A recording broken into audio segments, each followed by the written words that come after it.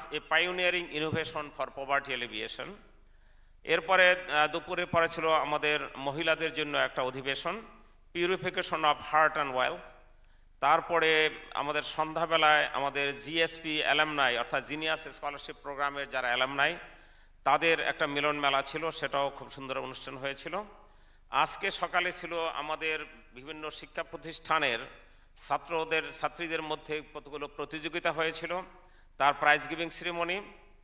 দুপুরে ছিল ইমামদের রোল ইন ইনস্টিটিউশনালাইজিং জাকাত ওশর অ্যান্ড ওয়াকফ, এটাও এই জাস্ট দুপুরের আগে শেষ হয়েছে।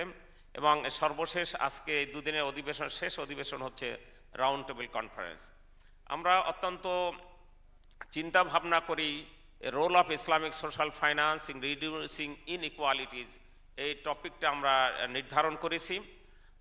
আমরা জানি যে এই অর্থনৈতিক বৈষম্যের বিষয়টি আসলে একটা গ্লোবাল ইস্যু।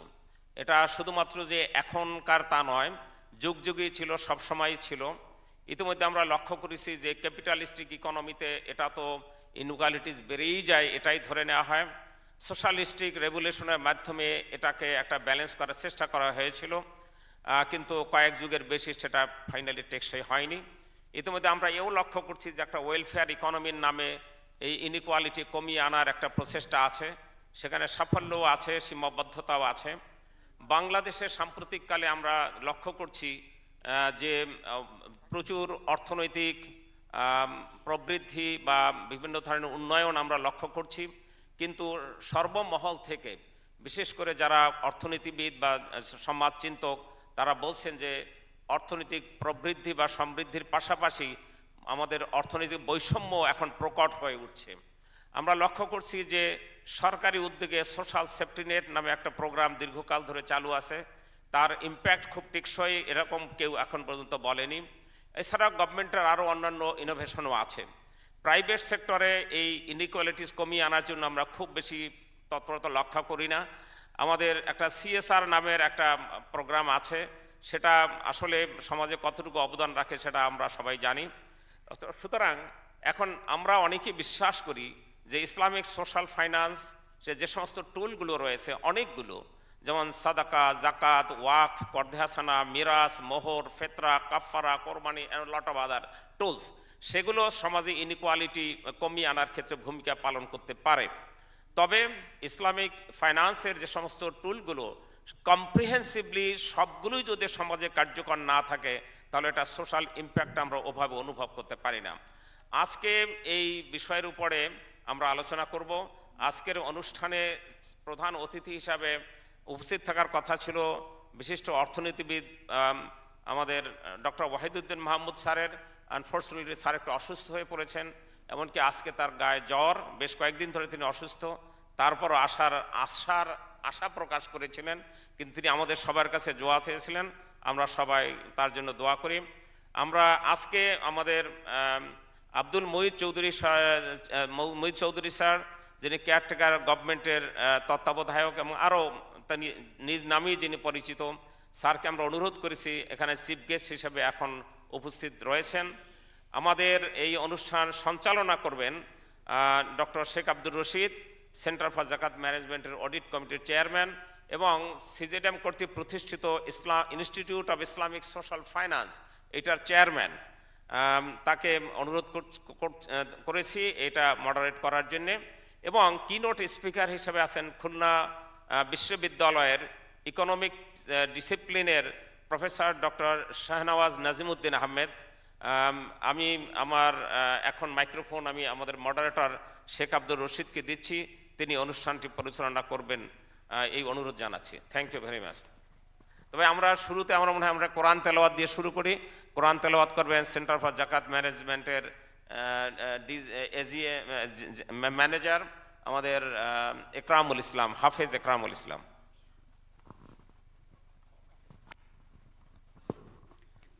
আসসালামু আলাইকুম ওয়া রাহমাতুল্লাহি ওয়া বারাকাতুহু।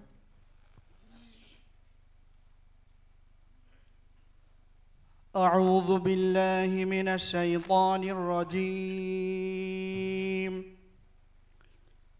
بسم الله الرحمن الرحيم.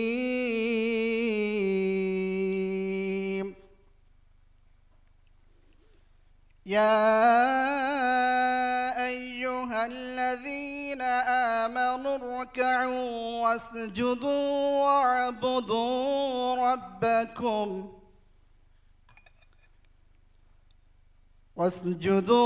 واعبدوا ربكم وافعلوا الخير لعلكم تفلحون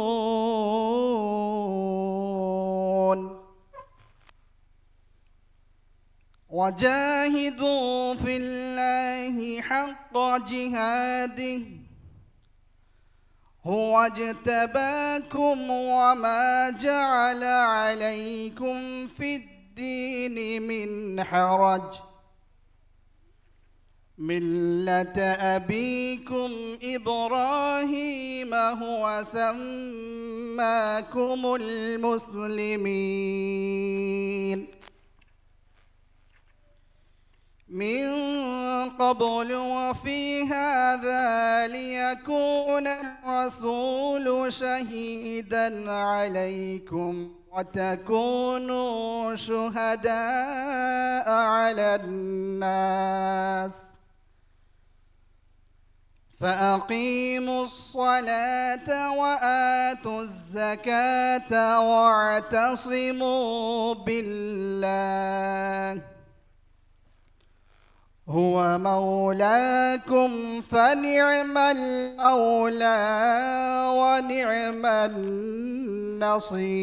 النصير صدق الله العظيم মহান আল্লাহ তাআলা ইরশাদ করেন হে মুমিনগণ তোমরা রুকু করো সিজদা করো তোমাদের পালনকর্তার ইবাদত করো এবং সৎ কাজ সম্পাদন করো যাতে তোমরা সফলকাম হতে পারো তোমরা আল্লাহ তাআলার জন্য শ্রম স্বীকার করো যেভাবে শ্রম স্বীকার করা উচিত তিনি তোমাদেরকে পছন্দ করেছেন এবং ধর্মের ব্যাপারে তোমাদের উপর কোনো সংকীর্ণতা রাখেননি তোমরা তোমাদের পিতা ইব্রাহিমের ধর্মকে কায়েম থাকো তিনিই তোমাদের নাম মুসলমান রেখেছেন পূর্বেও এবং এই কোরআনেও যাতে রাসূলুল্লাহ সাল্লাল্লাহু আলাইহি সাল্লাম তোমাদের জন্য সাক্ষ্যদাতা এবং তোমরাও সাক্ষ্যদাতা হও মানব মণ্ডলীর জন্য সুতরাং তোমরা নামাজ কায়েম করো যাকাত দাও এবং আল্লাহ তাআলাকে শক্তভাবে ধারণ করো তিনিই তোমাদের মালিক অতএব তিনি কত উত্তম মালিক এবং কত উত্তম সাহায্যকারী সূরাতুল হজ আসসালামু আলাইকুম ওয়া রাহমাতুল্লাহি ওয়া বারাকাতুহু বিসমিল্লাহির রহমানির রহিম ধন্যবাদ জানাই হাফেজ আব্দুল হালিমকে সুধীবৃন্দ আমরা আমাদের কাজে এখন বিজনেসে চলে যাব তার আগে আমি দুটো কথা বলে নেই আমি ঠিক এই আপনাদের মতো এত বিদগ্ধ মানুষের এরকম একটি মহতী সভা পরিচালনা বা সঞ্চালনের জন্য উপযুক্ত না তবুও দায়িত্ব হিসেবে যখন পড়েছে আমি চেষ্টা করব তা আমরা একটু আমাদের নিজেদের মধ্যে একটা রুল সেট করে নিতে পারি তার আগে আমি একটু পরিচয় করে দিই যে কারা কারা এখানে আলোচক হিসেবে থাকবেন তার মানে এই নয় যে সেখানেই কনফাইন্ড থাকবে আলোচনার সুবিধার্থে বিষয়বস্তুর অবহিতকরণের বা নিজেরা বুঝবার সুবিধার্থে অন্যরাও অংশ নিতে পারেন কিন্তু তা আমাদের মধ্যে প্রধানত আমরা যাদেরকে আশা করছি তারা কথা বলবেন বা অংশ নেবেন সিইও সাহেবকে ধন্যবাদ যে উনি একটা রানডাউন দিয়েছেন কুইক রানডাউন দিয়েছেন যে এই ধরনের ডেভেলপমেন্ট অ্যাপ্রোচে এখন পর্যন্ত যেসব ব্যবস্থাগুলি আমাদের ইতিহাসে দেখতে পেয়েছি তার মধ্যে কোনটা কোনটা সফল হয়েছে কোনটা কোনটা ব্যর্থ হয়েছে এবং আর কি কি সম্ভাবনা আছে আজকের যে পেপারটা প্রেজেন্টেড হবে সেটা প্রফেসর শাহনওয়াজ নাজিমুদ্দিন আহমদ দিবেন আর আমাদের স্যার আছেন উনি সব শেষে কথা বলবেন এছাড়া প্যানেল আলোচক হিসেবে যাদের নাম আমরা এখানে পেয়েছি যারা এখানে উপস্থিত আছেন প্রফেসর মোহাম্মদ মুজাহিদুল ইসলাম আছেন ঢাকা বিশ্ববিদ্যালয়ের অধ্যাপক প্রফেসর এ.কে.এম. আব্দুল কাদের চট্টগ্রাম বিশ্ববিদ্যালয়ের অধ্যাপক আরবি বিভাগের এছাড়া আছেন ডক্টর মোহাম্মদ মিজানুর রহমান উনি executive director centre for strategic and peace স্টাডিজের উনি এক্সিকিউটিভ ডিরেক্টর এছাড়া আছেন doctor Mohammad Omar Faruk United international ইউনিভার্সিটির উনি প্রফেসর অফ ইকোনমিক্স এছাড়া আছেন doctor Mohammad Abdul Awal Sarkar former executive director of Bangladesh Bank আর আমরা পেয়েছি মাওলানা শাহ মোহাম্মদ ওয়ালিউল্লাহ, উনি আমাদের সেন্টার ফর জাকাত ম্যানেজমেন্টের শরিয়া সুপারভাইজারি বোর্ডের সদস্য এবং সোবহানবাগ মসজিদের খতিব।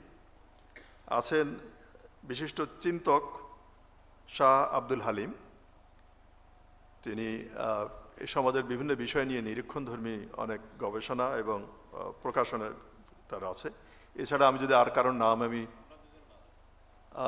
হ্যাঁ, জনাব আরস্তু খান আছেন, তার নামটা ছোটোখাটো বসে আছেন, এই জন্য আমি মিস করেছি। জনাব আরস্তু খান, উনি সরকারের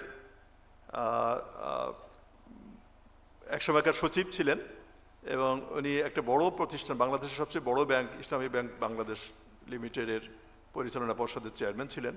এছাড়া অন্য অনেকগুলি কাজ নিয়ে ব্যস্ত থাকেন। সে আমাদের সেন্টার ফর জাকাত ম্যানেজমেন্টের গভর্নিং বডিরও তিনি সদস্য, আবার ট্রেজারার একসাথে। আমরা আরও কিছু বিদগ্ধ ব্যক্তির হয়তো অংশগ্রহণ এখানে দেখতে পাবো। আল্লাহ তাআলা আমাদের সহায় হন। আমরা মোটামুটি একটা ফ্রেমওয়ার্কে আসি যে যিনি এই কিনোট স্পিকার, ওনার অনুমান করে নিচ্ছি যে আধ ঘন্টা বা এরকম কিছু কম বেশি হতে পারে, আধ ঘন্টা সময় লাগবে তিনি তার বক্তব্য দেবেন। এবং আমরা যারা এর পরে কথা বলবো এই পেপারের উপরেই কনফাইন্ড থাকার চেষ্টা করব। রিলেভেন্ট হলে হয়তো কাছাকাছি অন্য জিনিসও আসতে পারে। ও হ্যাঁ, আমাদের বাংলাদেশ জাতীয় ইমাম সমিতির মহাসচিব শাহ নজরুল ইসলাম সাহেব ওখানে আছেন। আমরা আশা করব যে তাদের কাছ থেকেও আমরা খুব ভালো কন্ট্রিবিউশন পাবো। আমরা ব্রেভিটি ইজ দ্য বিউটি, এটা আমাদের মাথায় রেখে আমরা যখন আমাদের বক্তব্য রাখবো পরে, তখন আমরা খুব অল্প সময় নিজেদের মধ্যে একটা সেট করে নিতে পারি যে হয়তো 4 মিনিট বা ম্যাক্সিমাম 5 মিনিট, এই সময়ের মধ্যে আমরা আমাদের ফিডব্যাকটা দেওয়ার চেষ্টা করব। আমি এই পর্যায়ে শুরুতে আমি প্রফেসর শাহনওয়াজ নাজিমুদ্দিন আহমদকে অনুরোধ করব তার পেপারের সেলিয়েন্ট ফিচার্সগুলি আমাদেরকে জানিয়ে দেওয়ার জন্য। Over to professor Shahnawaz Nazimuddin Ahmad. ও মাইকটা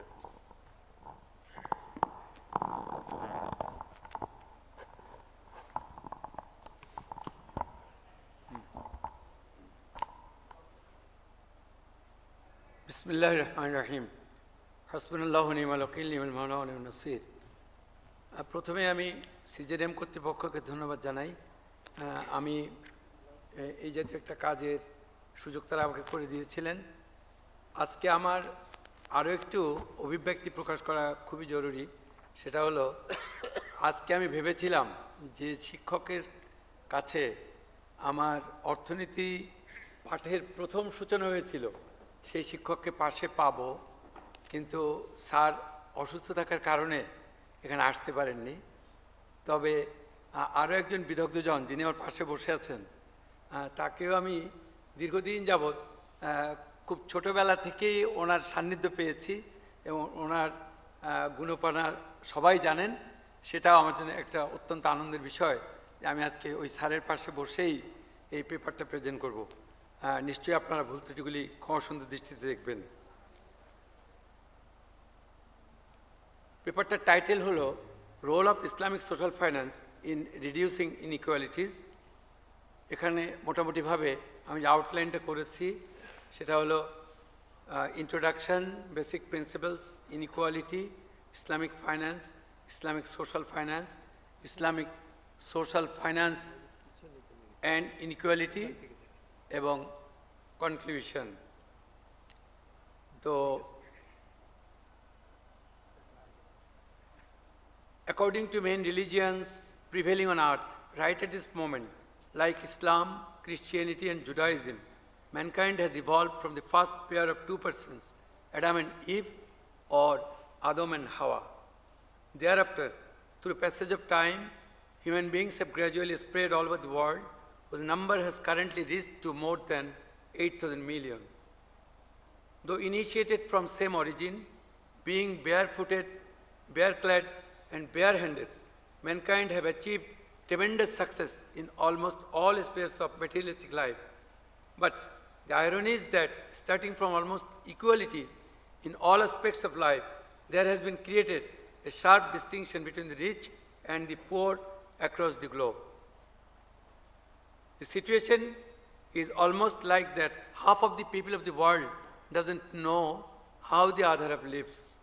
More specifically, the privileged group are dictating and controlling the lot of the deprived group.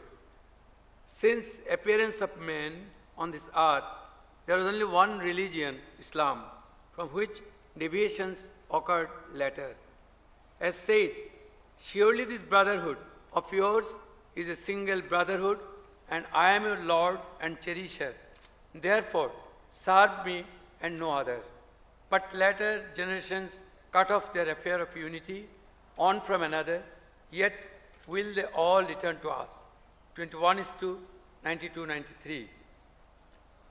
Islamic laws have attained their final form in the process of addressing needs and requirements of people at different times.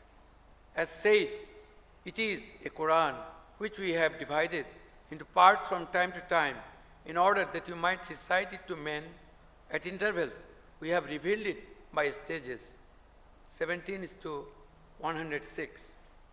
Hence, it can be claimed without any doubt that Islam in its present form is the complete code of life and thus can provide guidance for all types of problems encountered by mankind irrespective of period and place. Being the complete code of human life, Islamic guidelines, instructions, commands, directives, rules and regulations have encompassed each and every sphere of human life. Islam is a science which treats human beings both as an individual entity as well as part of social and collective organism. In other words, Islam is the science of man in his being and becoming. Islam emphasizes reshaping human attitude towards life in according to Islamic moral principles, which again are circumscribed by the principles of justice and equity. Undoubtedly, among all aspects of human life, socio-economic imperatives play the crucial role. Islamic socio-economic system is based on 5 basic principles. These are Quranic interpretation of history. According to Holy Quran, men are differently bestowed with different levels of merit and efficiency. Moreover, Islam is of the view that this type of difference, which is the cause of existence of different classes in the society, is necessary for the development of a society. According to Islam, economic forces are not vital in the evolution of a society, but prophets sent by Allah work to reform the society by establishing religious faith and idea. Second principles, which is very much vital, resources are a trust to human being. According to Islam, Allah has sovereignty over all types of resources. That is, resources cannot belong absolutely to any person or any group of persons. Men are mere trustee of resources, and they are to use it jointly for the betterment of the whole mankind. Islam doesn't allow becoming rich of one at the expense of others. Accordingly, in Islam, producers and consumers are not sovereign with regard to production and consumption. Thus, Islam prohibits monopoly, share marketing, and hoarding of goods, as these help a section of the economy to accumulate wealth at the expense of others. Islam, though recognizes private ownership of wealth and encourages earning of wealth, but cautions the owner to use that for the benefit of the society. In Islam, earning of wealth is constrained by issues like proper utilization of it without creating any social problem, spending in the way of Allah, restraining from taking interest, and avoid adopting unfair means in business and commerce. The third principle says universal brotherhood. Islam proclaims perfect equality between every Muslim, that is, all men are equal in the eyes of the Almighty. In Islam, people are honored as superior neither on the basis of socioeconomic or political status or power, nor by ownership of wealth or any such considerations, but on the basis of degree of the religious faith and good deeds. Muslims are obliged not only to take care of his family members or near and dear ones, but are made responsible to look after neighbors, the orphans, the travelers, the poor, and the needy of the society. Al Quran বহু জায়গায় ওয়ামিলুস সলিহাত, you perform good deeds, সালাতের কথা বলা হয়েছে, তারপরে অসংখ্য জায়গায় বলা হয়েছে you perform good deeds, ওয়ামিলুস সলিহাত. Universal law of peaceful coexistence. It is Islam which has highly advocated for peaceful coexistence of the mankind. All over the world, Muslims greet each other by praying peace for each other. Islam has also prohibited all kinds of imperialism and aggression of one nation by another and of one person by another person or group. Even an enemy should be treated well by a true Muslim. It is the utmost duty of an Islamic society to ensure equal rights for all the inhabitants of the society. Islam has also prohibited all kinds of imperialism and aggression of one nation by another. আর আমরা দেখি যে যাকে আমরা father of economics বলি, সেই Adam স্মিথের প্রথম বইখানাই ছিল an inquiry into the nature and causes of the wealth of nations, এবং সেখানে তিনি সারা পৃথিবী থেকে কিভাবে অন্য জাতি, ব্রিটিশরা এবং অন্যরা একের পর এক উপনিবেশ বানাচ্ছিলেন এবং কিভাবে তারা সম্পদকে কুক্ষিগত করছিলেন। Sovereignty of Almighty Allah. From the Islamic viewpoint, there is sovereignty of only Almighty Allah. We, the creatures, are the representative of the Creator. In that sense, we are the trustee of the sovereignty of the Almighty. Capitalism believes in the sovereignty of the people, whereas socialism believes in the sovereignty of the proletariat. Under both these systems, the concept of sovereignty is rather vague. যে কারণে আমরা capitalism বা সোশ্যালিজমের কারোরই কিন্তু পূর্ণ সফলতা দেখতে পারিনি, যদিও বিগত প্রায় 300-400 বছর এই ক্যাপিটালিজম ও সোশ্যালিজম এরা পৃথিবীকে রান করার অনেক চেষ্টা করেছে, কিন্তু কোথাও কিন্তু এর মঙ্গলজনক একটা অবস্থা বা সুফল আমরা একটা টেকসই পর্যায়ে দেখতে পাইনি। In Islam, socio-political system is very much democratic. Here, the Khalifa is elected and not selected, who enjoys the same rights and facilities as is enjoyed by a common man. He is also subject to the prevailing laws and rules and regulations of the country. আমরা আজকে ইমামদের যে অধিবেশন ছিল সেখানে আমরা ইসলামী খলিফাদের কথা বিদগ্ধ জনদের বড় বড় আলেমদের কাছে শুনেছি। হযরত ওমর কেমন ছিলেন বা তার আমলে অন্যান্য খলিফা বা প্রতিনিধিরা কি অবস্থায় ছিলেন, তারা কিভাবে তাদের জীবনযাপন করতেন। Inequality. Inequality is based on income, sex, age, disability, race, class, ethnicity, religion, and opportunity continue to persist across the world. Inequality threatens long-term social and economic development, harms poverty reduction, and destroys people's sense of dignity and self-worth. This in turn can breed crime, disease, and environmental degradation. Achievement of sustainable development and making the planet better for all is impossible if people are excluded from the chance for a better life. Income inequality. Economic inequality comprises all disparities in the distribution of economic assets and income. It is often argued that negative social phenomena such as shorter life expectancy, higher disease rates, homicide, infant mortality, obesity, teenage pregnancies, emotional depression, and prison population correlate with higher socio-economic inequality. Inequality in the modern world. Study title, Divide You Stand, Why Inequality Keeps Rising. Reported causes, consequences, and policy implications for the ongoing intensifications of wealth and poverty across its 22 member nations, OECD. Income inequality in OECD countries is at its highest level for the past half century. The average income of the richest 10% of the population is about 9 times that of the poorest 10% across the OECD, up from 7 times 25 years ago. A study by the World Institute for Development Economics Research reports that the richest 1% of the adults alone owned 40% of global assets in the year 2000.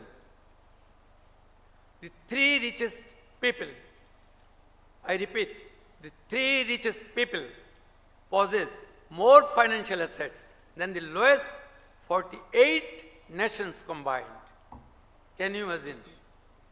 The combined wealth of the $10 million millionaires grew to nearly $41 trillion in 2008. In 2001, 46.4% of people in sub-Saharan Africa were living in extreme poverty, and nearly half of all Indian children are undernourished. While population of the United States is about 5% of the world's population, they control about 33% of the world's wealth. On the other hand, while India's population is about 17% of the world's population, they hold only 1% of the global wealth. Oxfam has been giving us alarming report on wealth concentration each year. A research report of this organization presented in the meeting of World Economic Forum in Davos, Switzerland, in the year 2016 disclosed that 62 richest people own more wealth than owned by bottom half of world population. In 2015, they reported that the 80 richest people, and in 2014, according to them, 85 richest people own more wealth than owned by the bottom half of world population. In 2010, 6 years back, it was 388 richest people who had the pleasure of owning similar wealth. Moreover, wealth of 80 richest people doubled in 5 years. Between 2009 and 2014, it is evident from this report, inequality in wealth distribution is increasing rapidly. Now, a global scenario of super rich populations. You just look at the screen where super rich populations are growing fastest. You see, you may know or you may not know, countries with the fastest ultra-high net worth population growth. Here, Bangladesh is number 1, and its percentage is 17.3%. And in this figure, you will find India 10.7% in the 5th position and Pakistan in the 9th position. So, in this subcontinent, the richer are growing richest very fast. United States here in number 10. You see the present position of Bangladesh, trend of income inequality in Bangladesh. Normally we tell that Bangladesh is growing and its GDP is increasing, per capita income is increasing, what not. But do you know that income inequality is rising side by side, and it is alarming. You see, at the earliest stage of the independence, it was near about 0.2, but it is increasing 0.38, 1992, 0.43, 1996, 0.45, 2000, 0.46, 2005. Only it was less than 0.458 in the year 2010, but again it goes up in the year 2016, 0.48, and it is evident from the above figure that the Gini coefficient, that is indicator of inequality, is increasing over time. And according to BBS, in 2022, income inequality jumped up to 0.499. In 1970, industry and commerce of Pakistan was dominated by 22 millionaire families under direct state patronage. Among those 22 families, only A.K. Khan and Ispahani family were from Did and East Pakistan, of whom Ispahani family originally hails from Ispahan of Iran. While there was only one Bengali millionaire in 1970, in a span of 4 decades, the number rose to 23,212 in 2012. In the next 3 years, in 2015, this number crossed 57,000. This is the report of Bangladesh Bank, and this report was simply disclosed by the then Finance Minister Abdul Muhit Chaudhry. A.M.A. Muhit. Abul Mal Abdul Muhit. As per the Bangladesh Bank report, the number of millionaire deposit accounts stood at 1,09,946 in December 2022, reaching an impressive 1,13,586 by September 2023. These are all supported by reference. Social inequality. Social inequality refers to a situation in which individual groups in a society do not have equal social status, social class, and social circle. In a society, everyone should be equal, having access to certain minimum levels of social welfare, security, and recognition, regardless of their origin. Individual positions, achievements, race, sex, etc. Social inequality refers to disparities in the distribution of economic assets and income. While income inequality is caused by the unequal accumulation of wealth, social inequality exists because the lack of wealth in certain areas prohibits these people from obtaining the same housing, healthcare, education, utilities, etc. as the wealthy. In societies where access to these social goods depends on wealth. Islamic finance. Islamic finance refers to the provision of financial services in accordance with Sharia, Islamic law principles and rules. Establishment of justice and fairness is the core objective of Islamic finance.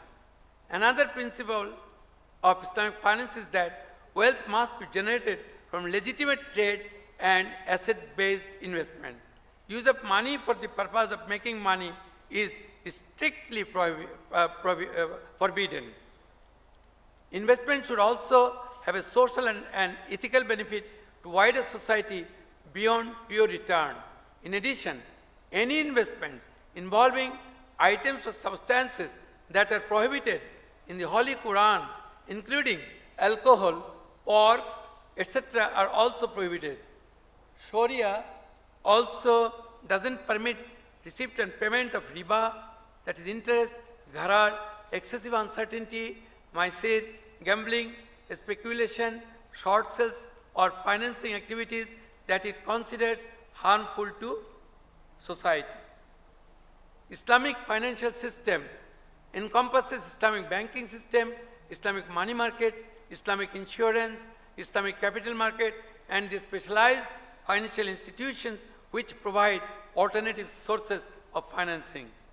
Some of these include mudaraba, profit sharing, wadiya, safekeeping, musharaka, joint venture, murabaha, cost plus finance, ijara, leasing, hawala, and international fund transfer system, takaful, Islamic insurance, and sukuk, Islamic bonds.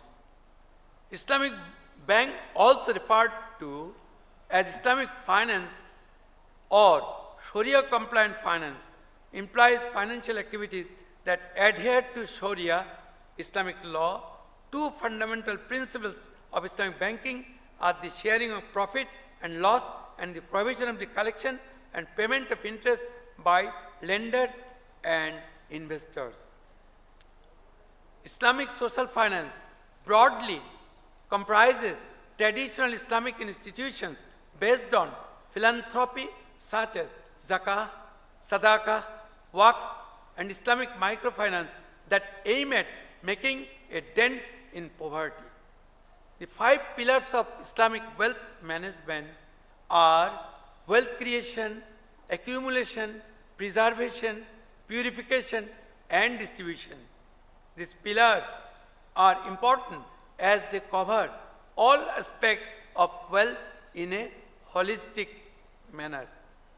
Islamic wealth management also seeks to cultivate meaning and purpose in wealth solutions. Islamic finance recognizes the material usefulness of finance, whilst simultaneously subjecting it to higher overarching objectives that give intrinsic value to ethical and moral conduct that accord with the goals of Sharia. Islamic social finance and inequality. Social justice in Islam is an all-inclusive phenomenon, foundations on which Islam establishes justice and absolute freedom of conscience, perfect equality of all men, and firm mutual bondage among the inhabitants of a society. Significance of an institution of Islamic social finance becomes clear when considered from the viewpoint which system in its trail serves 2 purposes: an inner refinement of conscience to foster belief in inherent solidarity of human race and help materialize attainment of social justice in its true sense. Concentration of wealth is an ongoing, non-stop process under the prevailing economic system. Wealth is like a magnet. The bigger the magnet, the greater is its pulling force. It draws smaller magnets towards it. That's how the economic system is built. Unidirectional forces of concentration of wealth keep changing the shape of wealth pyramid, making its base thinner and its peak narrower and higher, ultimately looking like a thinning column rising out of a thin but large base. Wealth concentration is as dangerous as environmental threat. One is a physical threat against the existence of the planet. Another is a threat against humanity, against the right of the people to live with dignity and peace, pursuing higher ideals.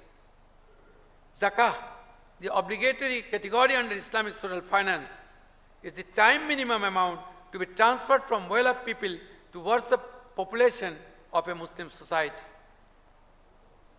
In cases, extent of poverty reaches a level that makes poor to starve, recommended charity beyond zakah becomes obligatory. That is, zakah is simply a starting point of rehabilitating the society, rehabilitating the needy, not upper limit of what can be spent to restore equilibrium in a society. If this fund proves to be insufficient for purposes they are intended, and if governmental incomes and resources also cannot fill the gap, there are no reasons why citizens of a Muslim state cannot be asked to come up with necessary additional resources.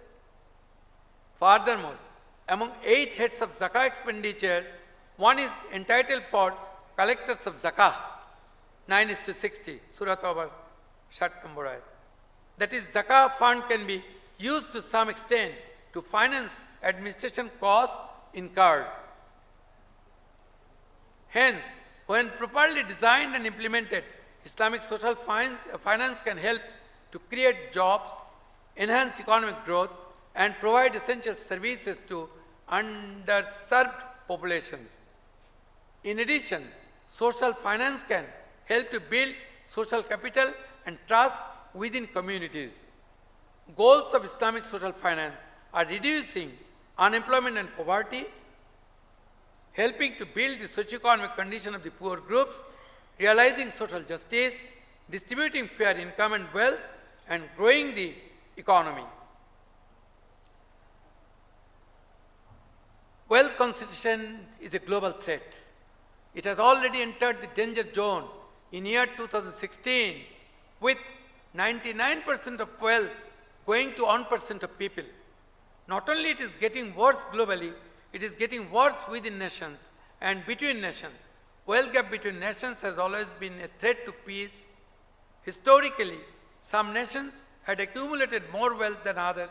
Some nations took unfair advantages over other nations in accumulating their wealth. If a nation feels threatened, they hike up their military budget, which is shockingly huge already. Present annual global military expenditure stands at over $1.7 trillion. US alone accounts for 39% of this total. If the wealth concentration within and among nations become acute, social, political, and economic compulsions for armed conflicts will become imminent. It is true that what has been proposed above cannot be materialized unless entire politico-economic system of a country is fully Islamized. Since a broad-based and widely ranged Islamic system cannot be implemented in a non-Islamic environment, therefore, till the goal is achieved, individual and collective efforts like CJDM should continue to extract as much benefits as possible from institutionalizing Zakat under existing circumstances. These initiatives will gradually lead to develop an appropriate system for using Zakat fund more effectively when more favorable environment will be created. Islam has prohibited interest because it creates division and discrimination among the people. It is also ordered for payment of obligatory zakah and other social payments like sadaqah, which is a step forward towards the establishment of fellow feeling. It is true that perfect equality among human beings is not possible, but Islam tries to ensure it to its fullest extent. In Islam, establishment of equality is not a mere slogan, but it has been blended with the activities of the Muslims. It is the utmost duty of an Islamic society to ensure equal rights for all the inhabitants of the society. Islamic social finance is the only system which can ensure justice in a society irrespective of time and region, and for mankind at large irrespective of class, creed, gender, geographical habitation, age, sex, etc. Reducing inequality requires transformative change.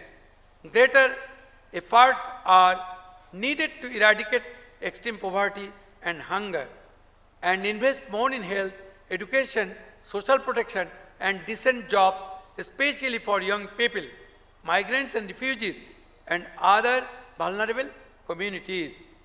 Within countries, it is important to empower and promote inclusive social and economic growth. We can ensure equal opportunity and reduce inequalities of income if we eliminate discriminatory laws, policies and practices. It is clearly evident that all over the world, that is in the developing and other backward economies, no system can ensure reduction of inequality as well as poverty. All ideologies have failed to improve the situation and bring equitable distribution in the society. For the reason, only Islamic ideology should be given priority. Non-Muslim countries will not come forward in this respect. Muslim countries should take the lead, which can simply make the others aware of the issue. Thank you very much.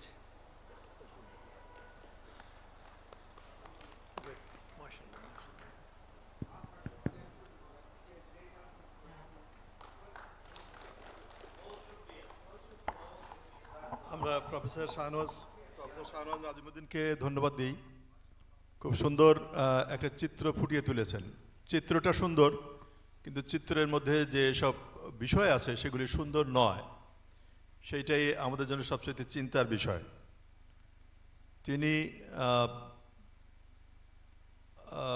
অনেক খাটাখাটনি করেছেন, অল্প সময় পেয়েছেন, কিন্তু তার মধ্যে একটা বাস্তব অবস্থা আমাদের জন্য তুলে ধরতে পেরেছেন, সেই জন্য তাকে অভিনন্দন এবং মোবারকবাদ।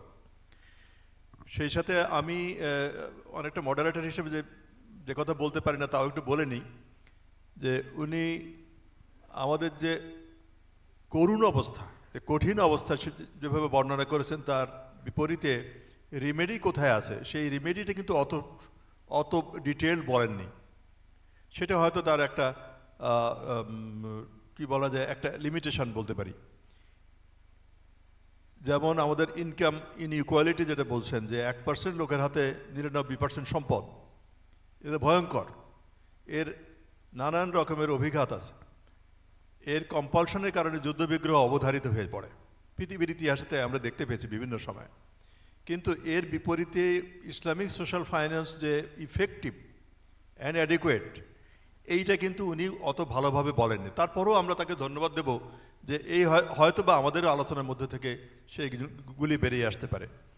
আমরা আবারও তাকে ধন্যবাদ জানাই যে সুন্দর একটি পেপার দিয়েছেন এবং আমাদের চোখ খুলে দেওয়ার চেষ্টা করেছেন। আমি এই পর্যায়ে ফ্লোর ওপেন করে দেব। আমাদের নির্ধারিত আলোচকবৃন্দের কাছে অনুরোধ করব তারা খুব সংক্ষেপে তাদের সুচিন্তিত মতামত যদি এই বিষয়ে রাখেন। আপনারা আপনাদের আগ্রহ প্রকাশ করলে, যেমন একজন হাত তুলে ফেলেছেন অলরেডি, হাত নামাতেই চাচ্ছেন না, আমরা এনকারেজ করি যে হাত উঁচুই থাকুক এবং উনি সংক্ষেপে তার সুচিন্তিত অভিমতটা দেবেন। জনাব আরস্তু খান।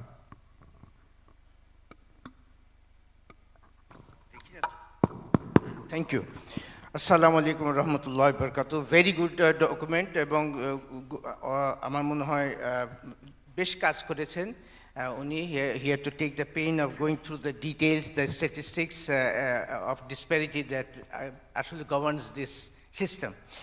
তো আমার কাছে thank you very much. It was a good narrative of different concepts and a listing of Islamic financial instruments. কিন্তু আমার একটা এখানে ইস্যু আছে, যেটা প্রথমে আমি একটু বলি নিই, যে আপনার ডেটা যেটা আছে সব 2016 পর্যন্ত। আমার মনে হয় একটা আপডেটেড ডেটা গেলে বোধহয় বেটার হতো। আপনি যাই দিয়েছেন, যে জিনিস কোফিশিয়েন্ট বলেন, তারপরে এইগুলি যে দ্য সুপার যেটা অল আপ টু 2017। সো আমার মনে হয় there is a time you can update the. So this is one point. আমার কাছে এটা সাজেশন মনে হয়েছে। আর যেটা নাকি আমার মডারেটর সাহেব বলেছেন, which is very, I tend to agree with him, that you have given a good listing and a narrative of the instruments of Islamic financial instruments, যে narrative দিয়েছেন এবং listing দিয়েছেন, কিন্তু you have not come out with a kind of solution or what is your prescription how we can come out of it. এইটা বোধহয় আমার মনে একটু মিসিং আছে।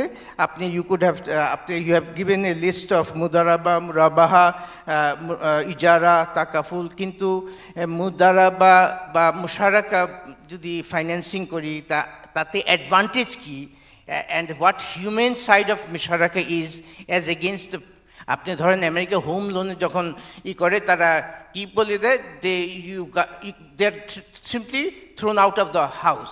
হোম লোন যেটা হয়েছে 2007 আর 2008 গ্লোবাল ডিপ্রেশনের সময়। এই জিনিসটা কিন্তু মুশারাকা যখন শেয়ার করেন আপনারা, they have a very human approach. The Islamic financing যেটা আছে, that is something you could have tried to project in what way these financial instruments, বা সুকুকের যে ইনস্ট্রুমেন্ট যেটা আমরা অলরেডি বাংলাদেশে ইন্ট্রোডিউস হয়েছে, তার কি advantages as oppose to the normal bonds of that is in place in conventional financial world. এইগুলি একটু বোধহয় টাচ আপন করলে বোধহয় বেটার হতো, যে how these instruments are superior. Your subjection আমাদের তো প্রুভ করতে হবে আমরা কীভাবে superior, like we have proved through Islamic bank. এখনকার কথা বাদ দেন, Islamic banks in Bangladesh have been hugely successful and took over about 18 to 20% of the market, and এটা হিউজলি পপুলারও হয়েছিল। অ্যান্ড আমি এখনকার কথা বলছি না, but historically it has been like that.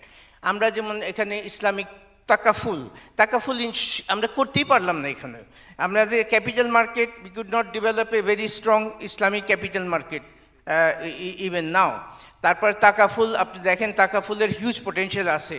আপনারা যারা যে এই যে প্রিমিয়ামগুলি ইন্স্যুরেন্স কোম্পানিগুলি নেয়, এখানে হিউজ টাকা আছে, what are they doing with this money, you see? So this things should be, আপনি বোধহয় you could have thought over that. আমি আপনার এক জায়গায় আপনি বলেছেন 1%, আমি যেন কোথায় পড়ছি কিনা I am unable to locate, but I read it in your paper where you said 1% of population control 99% of সম্পদ। এটা বোধহয় এটা একটু ভেরি সিম্পলিস্টিক একটা আমি যেটা, as I know, global distribution of wealth is highly concentrated, and the richest 10% adults in the world own about 85% of the resources, household resource assets. এটা আপনি আমার উত্তর দিতে চান, দিতে পারেন। that is what that is taken as that 10% occupies, holds about 85% of the world asset. আচ্ছা, আমি এখানে এখন আমার একটু বক্তব্য, এটা these are all on your things, and আমি টমাস পিকিটে বলে এক ভদ্রলোক আছে, if you have heard his name is Thomas, very popular French author, MIT-তে পড়াতেন, এবং টমাস পিকিটেরই সাথে অভিজিৎ ব্যানার্জি এবং তার ওয়াইফ এস্টার ডুফোর দুইজন, তাদের সাথে এই লোকও কাজ করতো, এবং most of his 2-3 page books of অভিজিতের, যেমন good economics at hard times, poor economics, এই 2-3টা বইও যে স্ট্যাটিস্টিক্যাল বিষয়গুলো এই টমাস পিকেটে দিয়েছে। He was junior, but he is now back to France and he is teaching there, কিন্তু MIT-তে ছিলেন, এবং উনি একটা বই লিখছেন ভেরি ভেরি পপুলার, সেটা হলো যেটা বলে the Capital in 21st Century. বইটার নাম Capital in 21st Century. I have this book, is about 700-page long book, but it has created a huge splash in 2014-15 এটা বেরিয়েছিল। যাই হোক, সেখানে সে বলতে চাচ্ছে the thesis, তার থেসিসটা হচ্ছে যে when the rate of return of capital is greater, R, rate of return of capital is R, which is greater than the rate of economic growth, which is G, তাহলে হয় কি, এটা যদি over a long time এই গ্রোথটা continue করে, গ্রোথের উপরে রিটার্ন যদি বেশি হয় ক্যাপিটালের over a long time, the result is concentration of wealth.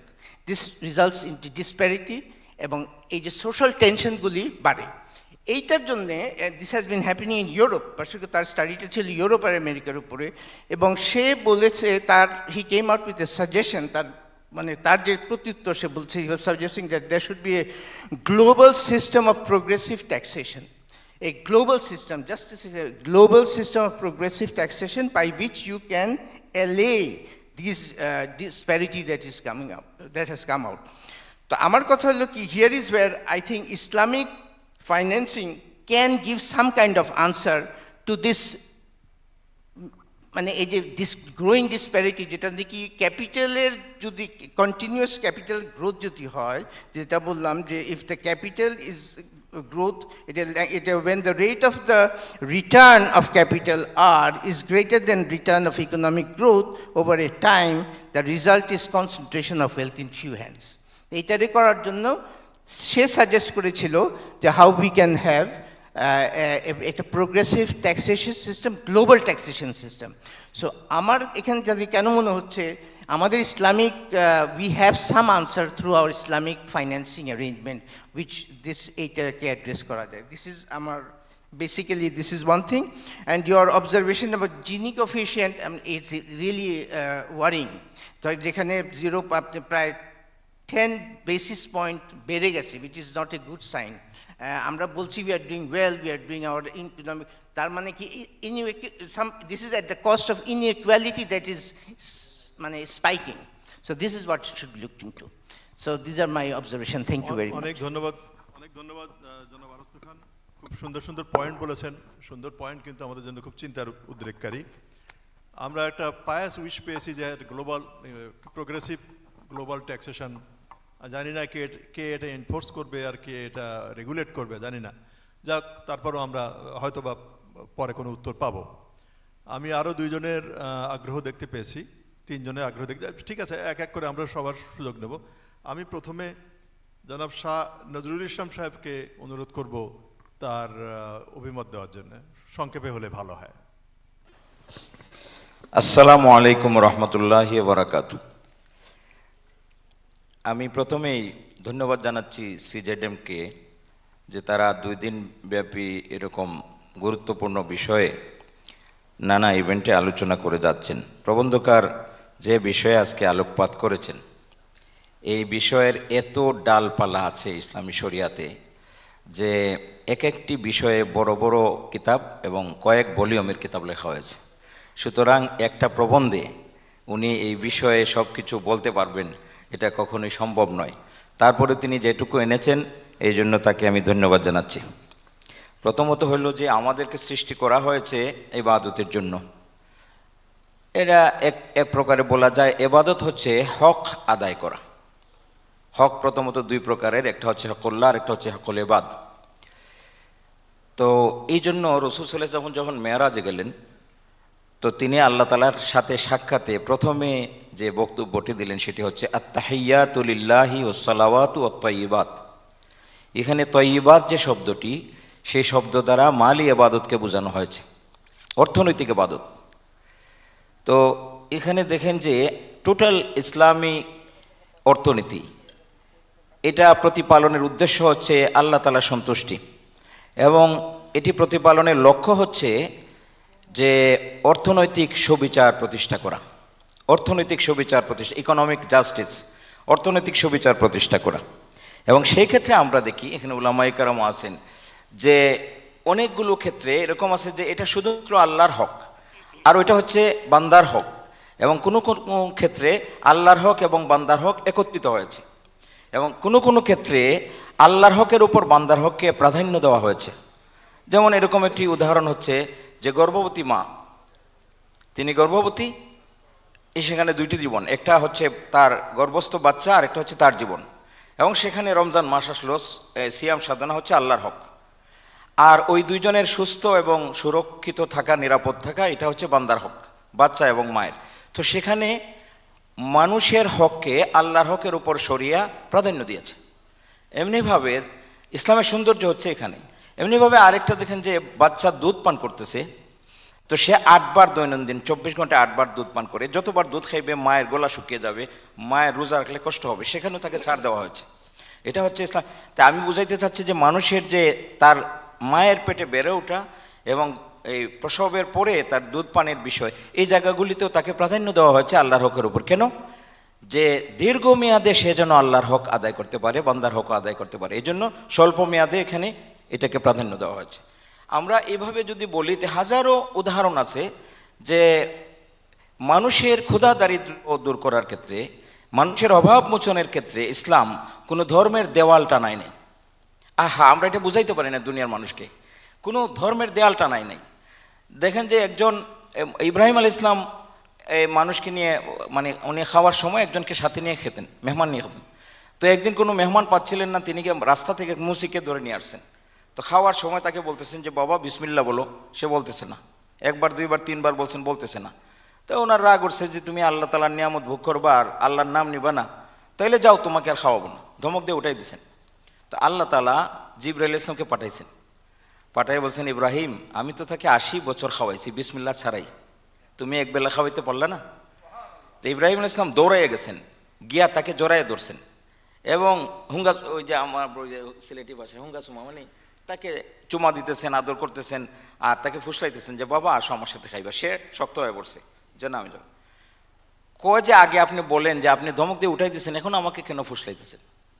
তো ইব্রাহিম ইসলাম বলেন যে যে মালিকের জন্য তোমাকে আমি ধমক দিয়ে উঠাই দিছি উনি আমাকে পাল্টা ধমক দিছেন। বলে মালিক কি বলছেন বলেন? বলে আমি তাকে 80 বছর বিসমিল্লাহ সারা খাওয়াইছি, তুমি একবেলা খাওয়াইতে পারলে না? তো এই জন্য আপনি দেখেন যে ইসলামের দৃষ্টিভঙ্গিটা দেখেন। নবী করিম সাল্লাল্লাহু আলাইহি ওয়াসাল্লাম নামাজে ইমামতিতে যাইতেছেন মসজিদে নববীতে, সেখানে যাওয়ার পথে তার মনে হয়েছে তার ঘরে কিছু অর্থ আছে, আবার ফেরত আসছেন, ফেরত এসে ওইটা তিনি দিয়া দিয়েছেন। এই জন্য আমাদের মাসলা আছে শরীয়তে, খাবার এবং নামাজ দুইটা যদি একত্রিত হয়, আগে খাবার এরপরে নামাজ পড়েন। তো মানুষের যে প্রয়োজন, এটাকে কতটা গুরুত্ব দিয়েছে, এরকম হাজারো বিষয় আছে। এখানে উলামায়ে কেরাম আছেন। হযরত আব্দুল্লাহ ইবনে আব্বাস রইসুল মুফাসসিরিন, তিনি রাসূল সাল্লাল্লাহু আলাইহি ওয়াসাল্লামের 50 চাচাতো ভাই এবং তিনি মাহির ছিলেন কোরআনের ইলমের উপরে। তো তিনি মসজিদে নববীতে ইতিকাফ করতেছেন। এই সময় একজন উস্কো খুস্কো মলিন চেহারা, বিষণ্ণ চেহারা একজন এসে হাজির হলেন। তিনি জিজ্ঞেস করলেন, নিশ্চয়ই তুমি কোনো পেরেশানিতে আছো? সে বলল যে আমার কাছে অমুকে ধার পায়, ঋণ পায়, তার এটা পরিশোধ করতে পারতেছি না, আজকে লাস্ট ডেট। তো হজরত আবদুল্লাহ ইবনে আব্বাস বললেন যে আমি কি তাকে সুপারিশ করব? তো উনি বলেন করতে পারেন। তো উনি জুতা নিয়ে মসজিদে নববী থেকে বের হয়ে যাচ্ছেন, তখন ওই লোক স্মরণ করাই দিল যে হজরত আপনি তো এতেকাফে আছেন, আপনি তো এতেকাফে আছেন। আবদুল্লাহ ইবনে আব্বাস বলতেছেন রাসূল সাল্লাল্লাহু আলাইহি ওয়াসাল্লামের রোজার দিকে আঙ্গুলি নির্দেশ করে, ওই কবরওয়ালার কাছে আমি শুনেছি কেউ যদি কোনো ভাইয়ের অভাব মোচন করার জন্য চেষ্টা করে, তাহলে আল্লাহ তাআলা তার আমল নামাতে 10 বছরের এতেকাফের সওয়াব দান করবেন। এটা হচ্ছে দেন প্রণোদনার বিষয়টা, যে কত সুন্দরভাবে এভাবে আমি বলতে থাকলে অনেক কথা বলা যাবে। যেমন এখানে উনি বলেছেন যে ব্যবসা বাণিজ্য, এই যে আমাদের মুজারাবা, এগুলির কথা বলেছেন। ব্যবসা বাণিজ্যের ক্ষেত্রে দেখেন, ইসলামী ব্যাংকিং আপনি দেখবেন বাংলাদেশে কোনো হারাম দ্রব্যের কেনাবেচা করে না। হারাম দ্রব্য উৎপাদন, বিপণন, বাজারজাতকরণ, আমদানি রপ্তানিতে এটা তারা বিনিয়োগ করে না। তারা সবুজ বাংলাদেশের ক্ষেত্রে বিনিয়োগ করে থাকে। তো এই ক্ষেত্রে আপনি দেখবেন যে মানুষের ক্ষতি করে, পশু পাখির ক্ষতি করে, পরিবেশের ক্ষতি করে, এরকম কোনো কাজে বিনিয়োগ ইসলাম নিষিদ্ধ করে দিয়েছে। এরকম কোনো কাজে বিনিয়োগ নিষিদ্ধ করে দিয়েছে। এই জন্য মাদকের আমদানি রপ্তানি উৎপাদন, এই জন্য এই সমস্ত কিছুকে ইসলামী শরিয়াতে নিষিদ্ধ করে দেওয়া হয়েছে। এমনকি যেটা বলছেন যে মানে বললাম যে হাজারো সাইট আছে, জাকাত উত্তোলনে একজনকে পাঠাইছেন, তিনি এসে বলছেন ইয়া রাসূলুল্লাহ এটা হচ্ছে জাকাত, আর এটা তারা আমাকে উপঢৌকন দিছে। রাসূল সাল্লাল্লাহু আলাইহি ওয়াসাল্লাম তার চাকরি থেকে বরখাস্ত করেছেন এবং বলছেন এখন তুমি যাও দেখে তোমাকে কে দেয়। এর অর্থ হচ্ছে যে সরকারি দায়িত্ব পালন করে উপঢৌকন এটা সরকারি ফান্ডে জমা দিতে হবে, এটা সরকারি। তাইলে এইভাবে করে আমরা যদি বলি, মাপে ওজনে কম দেওয়ার ক্ষেত্রে কঠোর বাণী উচ্চারণ করা হচ্ছে। মাপে ওজনে কম দেওয়া যাবে না, প্রতারণা করা যাবে না, সেখানে কোনো প্রকারের ধোঁকা দেওয়া যাবে না, এইগুলি বলা হয়েছে। তারপরে আপনি দেখেন যে ইহতিকারের ক্ষেত্রে বলা হয়েছে যে মালামাল মজুদ করে, এখন যে সিন্ডিকেট হচ্ছে, হঠাৎ করে পেঁয়াজের দাম বেড়ে যায়, লবণের দাম বেড়ে যায়, সেই সমস্ত ক্ষেত্রে ইসলাম দৃষ্টিপাত করেছে এবং সেখানে বলা হয়েছে আল জালিবু মারজুক ওয়াল মুহতাকিরু মালউন। যারা এই আপনার এভাবে সিন্ডিকেট করে জনগণকে কষ্টের মধ্যে ফেলে দেয় এবং জনগণের বাজারে কৃত্রিম সংকট তৈরি করে, তাদেরকে মালউন, অভিশপ্ত বলা হয়েছে। আর যারা ন্যায্য মূল্যে বাজারে সরবরাহ করে তাদেরকে কি বলে, মারজুক বলা হয়েছে, রিজিকপ্রাপ্ত বলা হয়েছে। এমনিভাবে আমরা দেখি যে জাকাত, ইসলামী দান খয়রাতের কথা যেটা বলা হয়েছে, সেই ক্ষেত্রে বলা হয়েছে লিকাইলা ইয়াকুনা দাওলাতুম বাইনাল আগনিয়া, যে মূল উদ্দেশ্যটা কি, যাতে, যেটা আজকের বিষয় যে বৈষম্য দূরীকরণ, আমি বলবো যে আমরা বুঝাইতে পারি নাই, আমরা যারা মুসলমানরা বুঝাইতে পারি নাই। পৃথিবীতে এমন কোনো আদর্শের জন্ম হয় না ইসলামের ছাড়া, ইসলামের কোনো বিকল্প নাই যেটা বৈষম্য দূর করতে পারে। ইসলামী এটা হইলেই বৈষম্য দূর করতে পারে। আমি প্রবন্ধকারকে বলবো যে আরও কিছু কিছু বিষয়কে একেবারে শুধু নামটা আনলে হলো, যেমন মনে করেন নজর মান্নত, আগের সেশনও এই কথাটি উচ্চারিত হয় নাই। নজর মান্নত আমাদের যে সাধারণ দান খয়রাত যেটা আছে, তার চাইতে অনেক অনেক বেশি আমাদের সমাজের মানুষেরা দেয়। যেমন একজন মানুষ অসুস্থ হয়ে গেছে, সে লন্ডন থেকে ফেরত আসছে, আমাদের সিলেট অঞ্চলে যেটা হয়, লন্ডন থেকে ফেরত আসছে, তারপরে ডাক্তার ওখানে বলে দিয়েছে যে আপনার মেয়াদ আর 2 মাস, আপনি বাঁচবেন না। সে দেশে আসলো, আমাদের কোনো আলেম বললেন যে আপনি মান্নত করেন বা নজর মান্নত করেন যে আল্লাহ তাআলা আপনাকে সুস্থ করে দিলে এই জিনিস। এরকম বহু ঘটনা আছে যে উনি মান্নত করেছেন, তাকে এটা দিয়ে দেওয়া হয়েছে। আমার জীবনে, আমার পরিবারে এরকম ঘটনা আছে যে আমার মেয়ে অসুস্থ ছিল, সে বারবার সেন্সলেস হয়ে যায়, অনেক চিকিৎসা করেছি, কমে না। আমি নিয়ত করলাম যে আমার এক বোনকে 20,000 টাকা দিব। এই নিয়তের সাথে সাথে আমার মেয়ে সুস্থ, সাথে সাথে সুস্থ। এরকম নজর মান্নত কিন্তু সমাজে আছে, এই জিনিসটাও আসবে। নজর মান্নত সাধারণ দান সৎকারের ক্ষেত্রে অনেক বেশি হয়ে থাকে। আরেকটা হলো যে ধার কর্জ দেওয়া এবং ধার কর্জের মেয়াদ বৃদ্ধি করা এবং সেটা যদি সম্ভব হয় মাফ করে দেওয়া, যে একজন দিতে পারতেছে না তাকে মাফ করে দেওয়া। তাইলে একটা হলো ধার দেওয়া সৎকার সব, আবার ধার দিয়া সেটার মেয়াদ বৃদ্ধি করা, এটাও সৎকার সব। এরপরে ক্ষমা করে দেওয়া, এগুলিতে প্রণোদনা দেওয়া হয়েছে, এইগুলিতে প্রণোদনা। আমি দলিল বলতেছি না আপনাদেরকে, শুধুমাত্র তো এই ক্ষেত্রে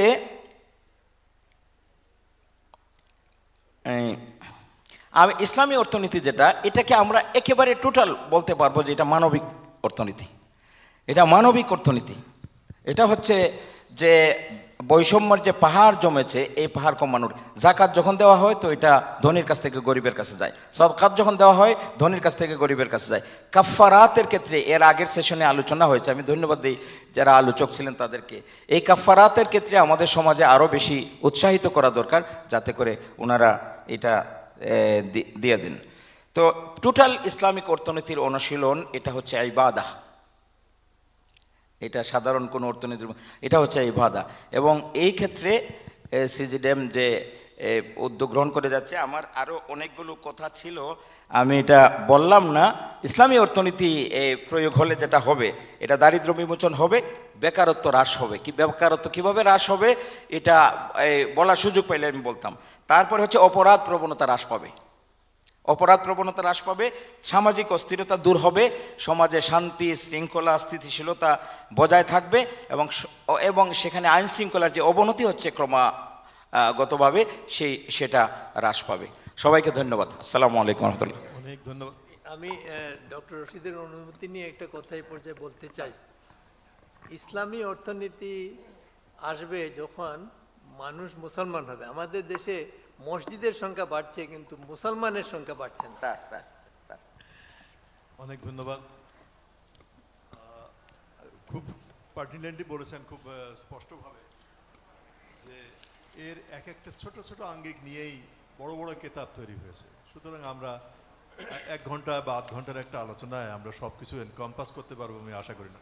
আমরা ডান দিক দিয়ে এতক্ষণ কথা শুনেছি, আমাদের বাম দিকের কিছু সুযোগ দেওয়া উচিত, নইলে পজিশন অপোজিশনের প্রশ্ন এসে যাবে। এদিক থেকে যদি কেউ প্লিজ ডক্টর ওমর ফারুক, হ্যাঁ doctor Omar Faruk, United international ইউনিভার্সিটির প্রফেসর অফ ইকোনমিক্স। বিসমিল্লাহির রহমানির রহিম। সবাইকে আসসালামু আলাইকুম রহমতুল্লাহ। আমাকে এই প্রোগ্রামে আমন্ত্রণ জানানোর জন্য শুকরিয়া। আসলে যদিও আলোচনাটা ফোকাস করা দরকার এই পেপারের উপরেই, এখানে বেশ কিছু একাডেমিক বিষয় আছে যেগুলো হয়তো আলোচনার সুযোগ এখানে আসবে না। আর যেহেতু সময় অত্যন্ত সংক্ষিপ্ত, আমি কিছু মূল পয়েন্ট আজকে আলোচনা করব বা দৃষ্টি আকর্ষণ করব, ভবিষ্যতে সুযোগ হলে এগুলো আলোচনা করা যাবে। আর ইনকাম বা ইনইকুয়ালিটির উপরে যেহেতু আমার কিছু পাবলিকেশনস আছে, সেজন্য সেটার প্রতি একটা দৃষ্টি আকর্ষণ করছি। Income inequality, concentration of wealth and the structure of Islamic banking. যারা এই পেপারটা পড়বেন সেখানে এই কনসেন্ট্রেশন অফ ওয়েলথ এবং ইনইকুয়ালিটি প্রসঙ্গে জেনারেল আলোচনা আছে এবং ইসলামিক ব্যাংকিংয়ের কনটেক্সটেও সেটা আছে। আমি গত 35 বছর ধরে একজন ইকোনমিক্স আমি স্টাডি করাতে আমার মোটামুটি একটা ডিভোটেড ফিল্ড। কতগুলো বিষয় আমি যেটা দেখে এসেছি, আমাদের মুসলিমদের মধ্যে যখন আমরা ইকোনমি নিয়ে আলোচনা করি, আসলে আমাদের মধ্যে ডেপথটা খুব কম। এটা আমি এই জন্য বলছি যে আমরা অনেকটা সেই ধরনের চিকিৎসাবিদ যারা রোগ নির্ণয়ের আগে আমরা প্রেসক্রিপশন লিখে ফেলি। আমাদের মধ্যে গত 300-400 বছরে দ্য ওয়েলথ অফ নেশনসের মতো কোনো বই নাই, গুনার মিডারের লেখা এশিয়ান ড্রামার মতো কোনো অ্যানালিটিক্যাল ওয়ার্ক নাই, টমাস পিকেটির মতো capital in the 21st century নাই। অর্থাৎ একটা সোসাইটিতে ইনইকুয়ালিটি কিভাবে হয় এর একটা ওয়ার্কও আমাদের মুসলিম বিশ্বে নাই। আর আমরা সেই প্রবলেমটা যথাযথভাবে বিশ্লেষণ করার আগেই আমাদের সমাধান রেডি আছে। আমরা সমাধান আগে ঠিক করি, তারপরে প্রবলেমটা বোঝার চেষ্টা করি। এটা আমি এই জন্য বলছি যে আমাদের মধ্যে যেটাকে বলা হয় সিস্টেমস থিঙ্কিং, এটার বড়ই অভাব। বর্তমান দুনিয়াতে সিস্টেমস কিভাবে চলছে এটা না বুঝেই যদি আমরা সমাধান করার চেষ্টা করি, এটা আসলে অনেক কিছুই আমরা দেখব যে আমাদের মধ্যে ডেফিসিয়েন্সি থাকবে। আপনারা যারা পড়েননি, আমি দৃষ্টি আকর্ষণ করব জোসেফ স্টিগলিজের একটা বই দ্য প্রাইস অফ ইনইকুয়ালিটি। এটা আপনারা পড়তে পারেন। আমার মনে হয় যারা ইনইকুয়ালিটির ব্যাপারে আগ্রহী বা যারা মনে করেন যেটা আসলে ইসলামের দৃষ্টিতে একটা বড় বিষয়, মৌলিক বিষয়, তাদের এগুলো জানার দরকার আছে। আর এটা শুধু নিছক একটা বই না, ইকোনমিক্স অ্যাজ এ ফিল্ডে বিভিন্ন সময়ে গত 100 বছরে বিভিন্ন বিষয়ে ফোকাস করা হয়েছে। গত 2 দশকে একটা পার্টিকুলার ফোকাস হচ্ছে এই ইনইকুয়ালিটি এবং কনসেন্ট্রেশন অফ ওয়েলথ। এবং এটা যে শুধু একটা খারাপ জিনিস বা এটা এড়াতে পারলে ভালো তা না, বরং একটা ইকোনমিক্স ডিসকোর্সে এখন এটা একটা মেইন ফোকাল পয়েন্ট যে বর্তমান দুনিয়াতে যেইভাবে বিজনেস ফ্লাকচুয়েশন হচ্ছে, বিজনেস সাইকেল হচ্ছে, রিসেশন হচ্ছে, এই জিনিসগুলোর ক্ষেত্রে কনসেন্ট্রেশন অফ ওয়েলথ এবং inequality is not just a factor but it has become the primary factor. তো সেই কারণে এগুলো কেন হয় আমরা যদি না বুঝি, যেমন বাংলাদেশে কেন ইনইকুয়ালিটি বাড়ছে এটার মোটামুটি আমাদের একটা ভালো ধারণা আছে, কিন্তু অন্যান্য জায়গায় বিষয়টা কিন্তু এরকম নয়। সেখানে যে ইনইকুয়ালিটি বাড়ছে এগুলোর কিন্তু কিছু স্ট্রাকচারাল কারণ আছে। একটা নতুন টেকনোলজি বের হলো, সেই টেকনোলজি দেখা গেল যে সেটার কারণে একটা প্রাইভেট কোম্পানি এটা পাবলিক সেক্টর নিয়ে আসলো, মানে পাবলিকলি লিস্টেড করে দিল, রাতারাতি একটা কর্পোরেশন যেটা $500 মিলিয়ন ছিল এটা $500 বিলিয়ন একটা কোম্পানি হয়ে গেল। এবং এটার যে একটা সাইকেল শুরু হয়, এগুলো কিন্তু আমাদের বোঝার দরকার আছে। আমি অনেক সময় লক্ষ্য করেছি যে এই সমস্ত বিষয়ে যে অ্যানালিটিক্যাল চিন্তাভাবনা দরকার সেগুলোর একটা মারাত্মক অনুপস্থিতি রয়েছে। এবং আমাদের আরেকটা বিষয় আমি দৃষ্টি আকর্ষণ করব, যেহেতু সময় সংক্ষিপ্ত কম, আমরা যখন ইসলামের ব্যাপারে ক্লেম করি আমাদের কিন্তু বুঝতে হবে যে শুধু স্বপ্নের জগতে আর কল্পনার জগতে বিচরণ করলে চলবে না। আমাদের এখনও কোনো প্র্যাকটিক্যাল মডেল নাই। আমরা একটা মডেলও দেখাতে পারি নাই যেটা আমরা প্র্যাকটিস করে আমাদের অভিজ্ঞতার আলোকে তার সমস্যা কি আছে, কি ধরনের সমস্যা প্রায়োগিক ক্ষেত্রে হতে পারে, এটা কিন্তু আমাদের কোনো এক্সাম্পল নাই। আমরা যতই সমালোচনা করি ওয়েস্টের বিরুদ্ধে, পভার্টি রিডাকশনের ক্ষেত্রে এবং এলিমিনেশনের ক্ষেত্রে সোফার দে আর সাকসেসফুল, এটা আমাদের মনে রাখতে হবে। এবং ইট is not through charity, it is not through social finance but through the normal development of the economy. Social finance, Islamic social finance, Zakat, Waqf, Sadaqah, এগুলোকে বলা হয় অ্যামেলিওরেটিভ, অর্থাৎ এটা সাপ্লিমেন্টাল। যারা নর্মাল ডেভেলপমেন্ট প্রসেসে বাদ পড়ে যায় তারা যেন বাদ না পড়ে যায়, তাদেরকে সঙ্গে নিয়েই যেন আমরা এগোতে পারি, সেই জন্য এটা। বাট ইফ সোশ্যাল ফাইন্যান্সকে যদি আমরা এভাবে দেখি, এবং ইসলামিক সোশ্যাল ফাইন্যান্সও সামহাও তার মাধ্যমে দুনিয়ার সব সমস্যার সমাধান হয়ে যাবে, আই এম অ্যাফ্রেড যে আমরা একটু আনরিয়ালিস্টিক হচ্ছি। আমাদের আরেকটু রিয়ালিস্টিক হওয়ার প্রয়োজন আছে। আসলে এখানে আরও অনেক কথা বলার আছে, বাট আমি মনে করব যে এগুলো বিষয়ে আরও ইনডেপথ আলোচনা হওয়া দরকার।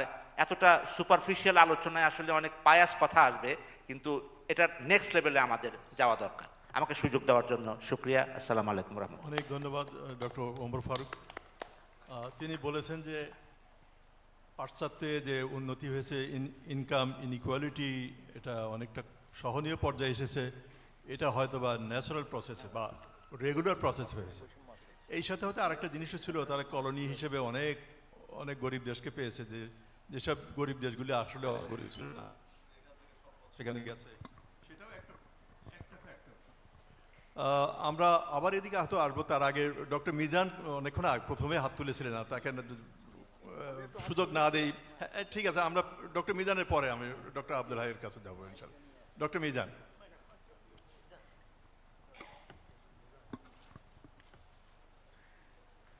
বিসমিল্লাহির রহমানির রহিম। আমি সিজেডএমকে ধন্যবাদ দিচ্ছি, হাতে গোনা কয়েকজন মানুষের ভিতরে আমি দাওয়াত পাওয়ার জন্য। আপনাকে ধন্যবাদ, আজকের এই প্রোগ্রামের মডারেটরকে ধন্যবাদ, কিনোট স্পিকারকে ধন্যবাদ, আর সভাপতি ধন্যবাদ।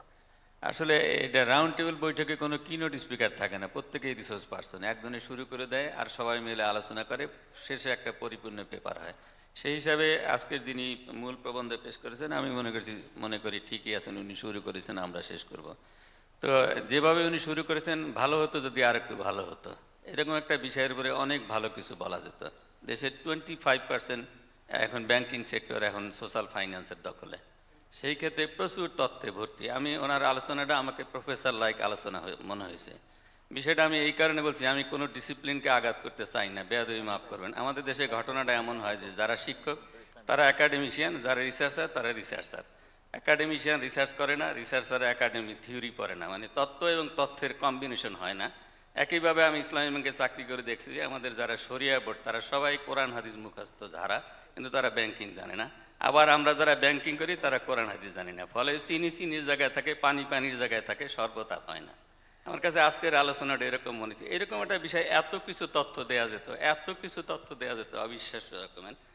তো আসলে ইনইকুয়ালিটি ছিল আজকের মূল বিষয়। কিন্তু ইনইকুয়ালিটির একটা কঠিন সংজ্ঞা এখানে আমরা দিতে পারতাম। ইনইকুয়ালিটি আসলে 0 থেকে 100 ভ্যারি করে। এটা হলো ডিসপারশন, পপুলেশনের ভিতরে ইনকাম এবং ওয়েলথের একটা ডিসপারশন, কতটা ডিসপার্স করে। এটা লোয়েস্ট লেভেলে বিশ্বে এখন 25 এবং হাইয়েস্ট 63%। এবং এটা পুরাটাই একটা আসলে পুঁজিবাদের একটা চাইল্ড, পুঁজিবাদের একটা আউটকাম।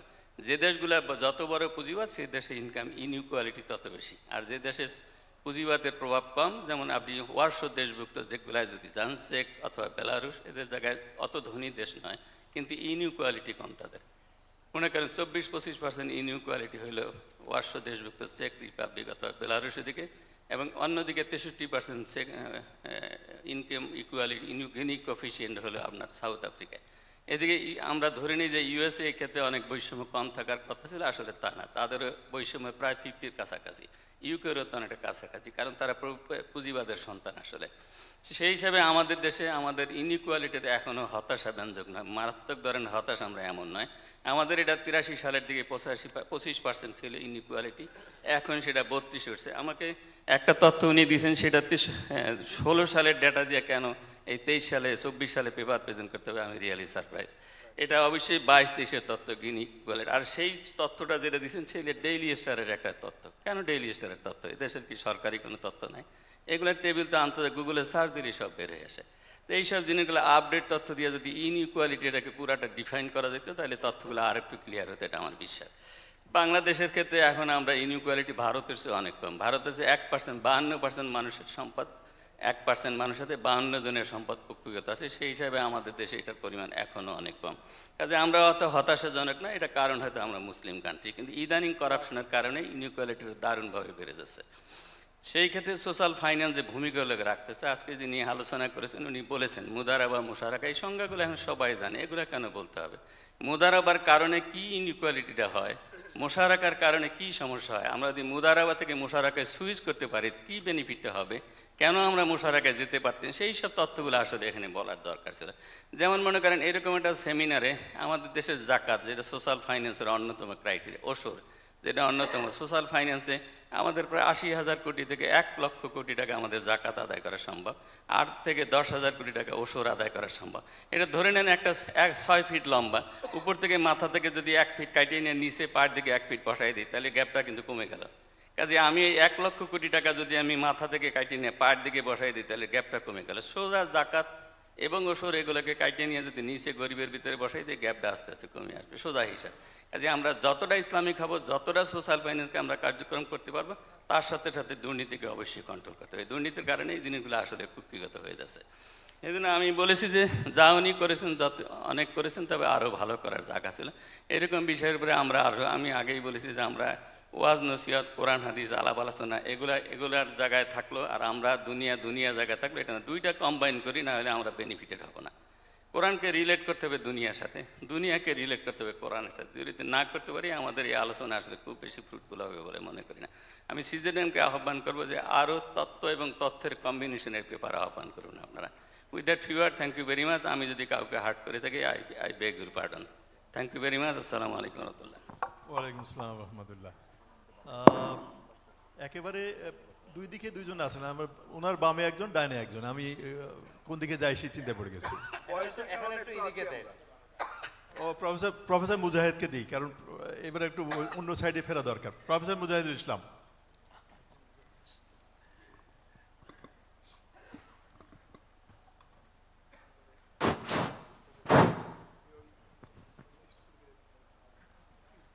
বিসমিল্লাহির রহমানির রহিম। সময় তো কম, আমি দুইটা বিষয়ে কথা বলবো। প্রথম বিষয়টি হলো যে এই প্রবন্ধে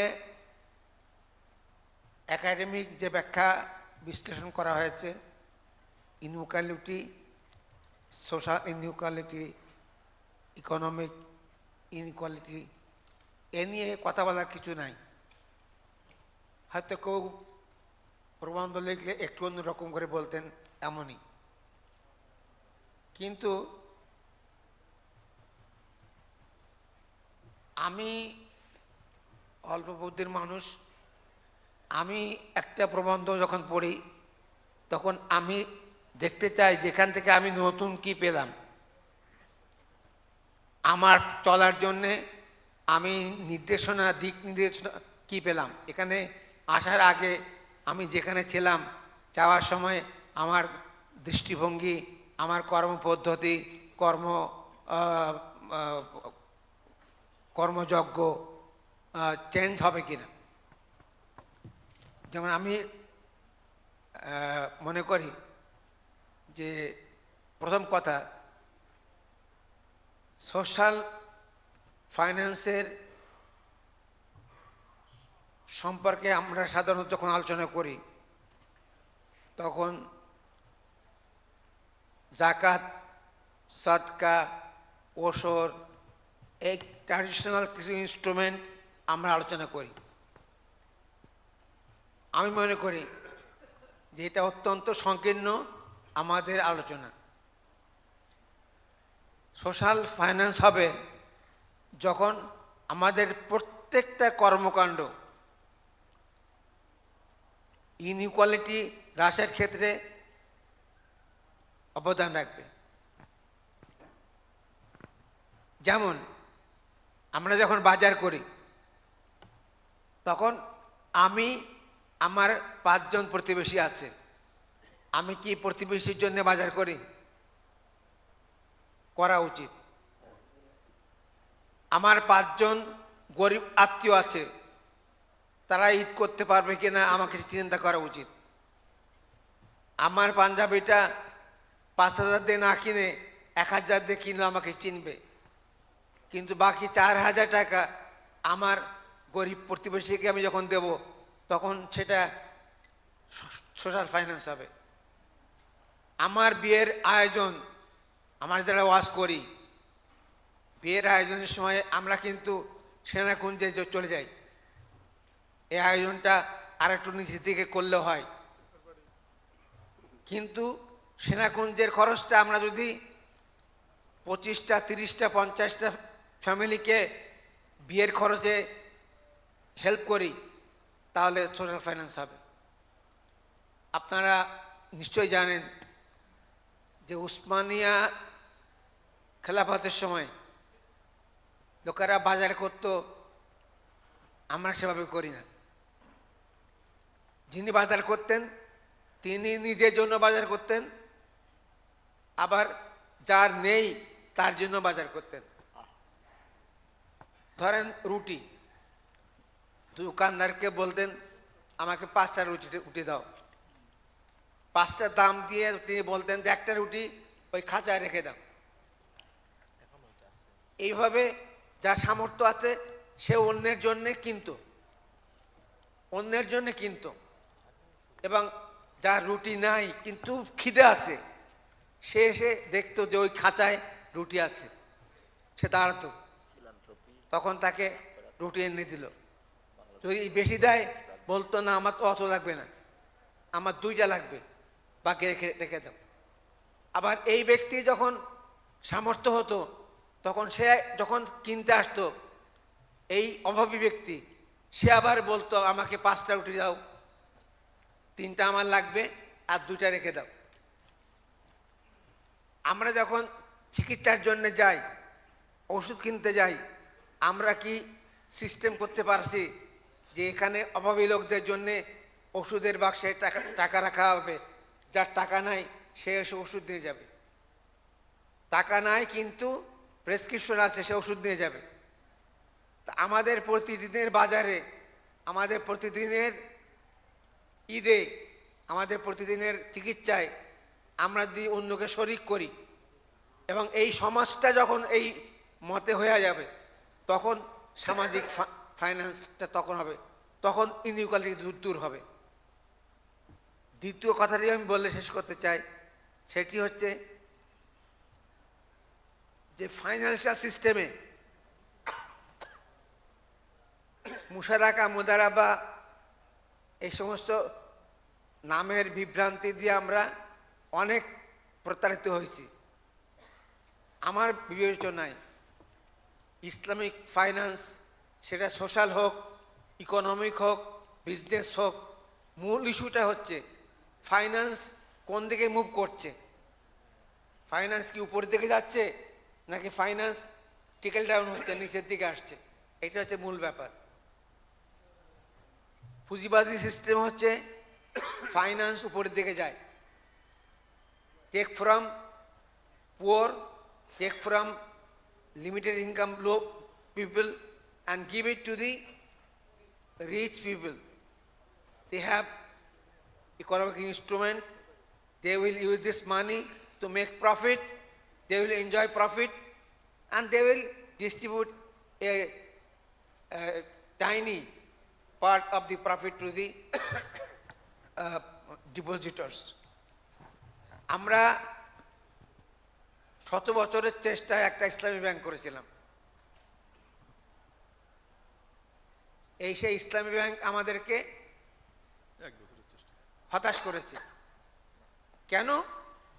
কারণ হচ্ছে টাকা নেওয়ার সময় তারা সমস্ত ইসলামী লোকদের কাছ থেকে টাকা নিয়েছে। এই পুরোটাই হচ্ছে পুঁজিবাদী সিস্টেম। ইসলামের বক্তব্য হলো খুজ মিন আগনিয়াইকুম ফাতুরাদ্দু ইলা ফুকারাইকুম কাইলা ইয়াকুনা দুলাতান বাইনাল আগনিয়াই মিনকুম। আর আমাদের ইসলামী ব্যাংকের অবস্থা হচ্ছে উল্টা, take from common people and give it to এসালং গ্রুপ।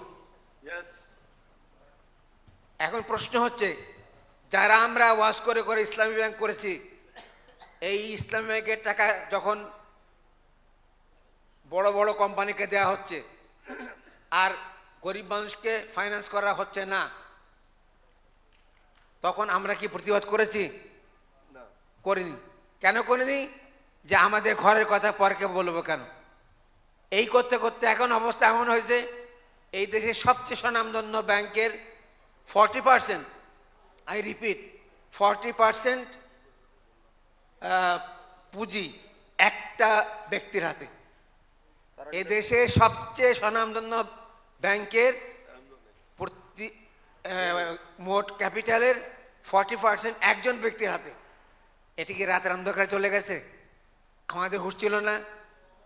এরপরে একটি বড় সংগঠনের নেতাকে শুনলাম সোশ্যাল মিডিয়াতে এসে বক্তৃতা করতেছেন যে এটি আসলাম আমাদের ব্যাংক, আপনারা কেউ টাকা তুলবেন না। তার মানে হচ্ছে ব্যাংক লুট হয়ে চলে গেছে ইসলামের কাছে। এখনও গরিব কর্মীদেরকে বলা হচ্ছে তোমাদের টাকা এখানে রাখো, যেন ওরা আরো আরো নিতে পারে। তাই আমরা খালি দিয়েই যাবো ইসলাম কায়েমের জন্য, গরিবরা পাবে না। এই জন্য আল্লাহ আমাদের ক্ষমা করবেন না। লোকদের ইমোশনকে আমরা যদি এক্সপ্লয়েট করি তাহলে আল্লাহ আমাদেরকে ধরবেন। ধন্যবাদ। আমরা তারপরেও আশাবাদী থাকবো যে আল্লাহ ক্ষমা করবেন, কারণ আমরা অন্তত কথা বলার চেষ্টা করছি। প্রফেসর মুজাহিদুল ইসলামকে ধন্যবাদ। আমি একটু দূরে যাই। প্রফেসর আব্দুল হাই খুব সংক্ষেপে কথা বলতে চেয়েছেন, সুতরাং একটু সুযোগ নেই। হ্যাঁ, প্রফেসর আব্দুল হাই। বিসমিল্লাহির রহমানির রহিম। আমি একটু কথা বলছি, দরকার ঢোল পিটানোর দরকার। আমি অর্থনীতির ছাত্র, ওই ফারুক ভাইদেরও 2 বছরের সিনিয়র আর ওনারও 2 বছরের সিনিয়র। তো একটা অর্থনীতির ছাত্র, আবার একজন মুক্তিযোদ্ধা হিসেবে কিছু কথা বলছি আর কি। তো সেটা হচ্ছে কথাটা চুটকি দেওয়া শুরু করি। 2017-18-তে প্রফেসর রহমান সুবানকে আরসি মজুমদারে, আমি আবার ওদের মিটিংয়ে যাই, অর্থনীতি সমিতির মিটিংয়ে কিন্তু আমি দেশে আসলে থাকি, কারণ ওখানে কথা বলতে হবে। তো তা আমি স্যারকে বললাম যে স্যার, আপনি তো বৈষম্যহীন অর্থনীতির সমাজ নির্মাণের জন্যই তো 2 ইকোনমি থিওরি দিয়েছিলেন, খুব ভালো কাজ করছেন স্যার। তো দয়া করে 45 বছর হলো এখন, আচ্ছা 17-তে, আপনি দয়া করে বলবেন কি সে বৈষম্যহীন সমাজ কত দূর এগিয়েছে, দয়া করে বলবেন কি? তো স্যার মানে আমার অমুক বইটাই দেখে নিও, অমুক বইটা পরে আসবে, অমুক আসবে। তো কাজীর গরু গোয়ালে কিতাবে আছে, গোয়ালে নাই। আমি সবচেয়ে সমৃদ্ধ হয়েছে আজকের আলোচনা। আজকে আলোচনা ছিল রুল অফ ইসলামিক ফাইন্যান্স। আর শেষ হচ্ছে রিডিউসিং ইনইকুয়ালিটিস। শুধু খালি তাত্ত্বিক আলোচনাটাই বেশি আসছে, যেটা ওমর ফারুক ভাই এবং মুজাহিদ ভাই আগেও যেরকম মানে এরকম বস্তুনিষ্ঠ কথা বলতেন, আমি সমৃদ্ধ হই এইসব ভাইদের সাথে আলোচনা করে, সমৃদ্ধ হই আমি ছাত্র হিসাবে। তো কথা হচ্ছে যে আমাদের প্রেসক্রিপশন দিতে হবে এবং বাস্তবতার নিরিখে, তাই না? আমরা আশা করব যে এই উদ্যোগটা ভালো। পেপারটা ভাই ওই যে আরস্ত ভাইও বলেছে, অনেক ভাই বলেছে, মিজান ভাইয়ের কথা আমি ধরি, আপনার পেপারটা আরও মানে আপডেটেড করা যেত, সমৃদ্ধ করা যেত। আপনি শেষ সংক্ষেপে বলছেন যে reducing inequality requires transformative changes. What type of transformative changes, মানে আপনার এই প্রেসক্রিপশনটা কি, এই দিকটা আরও দেওয়া দরকার, আর সমস্যাটা দেওয়া দরকার। তবু আলোচনা সুন্দর হয়েছে, আমাদের মধ্যে লোকেরা ভাইয়েরা আমরা ভাবছে সমৃদ্ধ হয়েছে। কারণ আবার একটা ধন্যবাদ দিয়ে ফাঁক দিয়া মুজাহিদ ভাই এবং ওমর ফারুক ভাই বা আমাদের ওই যে আমাদের সিও ভাই আছে, আমাদের কিছু অনেক রক্ত ঘাম এই ইসলামিক ব্যাংকিং হওয়ার পিছনে আমাদের বিভিন্নভাবে ছিল, কিন্তু বাস্তবতা হলো ওটা। তবু আমরা আশার পথ পেনে চেয়ে আছি। নিরাশ আদার খোদা তুমি আশার নূর। ধন্যবাদ, অনেক ধন্যবাদ। আমরা আশা করবো যে ঘাম অনেক ধরতে পারে, কিন্তু রক্ত যেন আর না ঝরে। আমি এবারে আহ্বান করব মাওলানা শাহ মোহাম্মদ ওয়ালিউল্লাহ। আসসালামু আলাইকুম ওয়া রাহমাতুল্লাহি ওয়া বারাকাতুহু। আলহামদুলিল্লাহ ওয়াসসালাতু ওয়াসসালামু আলা রাসূলিল্লাহ ওয়া বা'দ। মান লাম ইয়াশকুরিন নাস ফালাম ইয়াশকুরিল্লাহ, বলেছেন মাহমাতুল লিল আলামিন মুহাম্মাদুর রাসূলুল্লাহ সাল্লাল্লাহু আলাইহি ওয়াসাল্লাম। তাই বিশ্বনবীর নির্ধারিত এই নির্দেশ পালন করে আমি সিজেডএমের শুকরিয়া আদায় করছি এবং শুকরিয়া আদায় করছি আজকের প্রবন্ধকারের। তার এই প্রবন্ধ অনেক কষ্ট করে করেছেন, যদিও এটা ঠিক যে আমাদের সবার পরামর্শ তার প্রবন্ধটাকে সমৃদ্ধ করবে। আমি এক নম্বরই বলি, তিনি রিলিজিয়ানকে মেইন রিলিজিয়ান্স যেভাবে বলেছেন, পৃথিবীর ইতিহাসের ধর্মতত্ত্বে এক্সপার্টরা বলেন ধর্ম পৃথিবীতে দুই প্রকার। একটা ধর্ম যা আকাশের সাথে সম্পর্কযুক্ত, আরেকটা হলো যে ধর্মের সম্পর্ক কোনোভাবেই আকাশের সাথে প্রমাণ করা যায় না। তিনি এই কথাটা সুন্দর করে ইনকর্পোরেট করবেন। দুই নম্বর, তিনি বলেছেন মানবতা দুইজন থেকে বিস্তৃত হয়েছে। কোরআন বলে না একজন থেকে, একজন। ইয়া আইয়ুহান নাসু ইত্তাকু রাব্বাকুম আল্লাযী খালাকাকুম মিন নাফসিন ওয়াহিদা, একজন থেকে।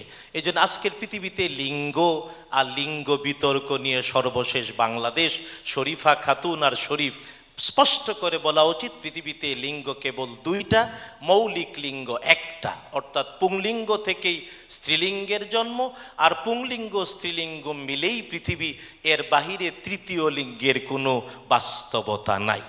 তারপরে হলো যে তিনি একটা জিনিস বলেছেন যে মানে মুসলিম মানে ইকুয়ালিটি বিটুইন এভরি মুসলিম না।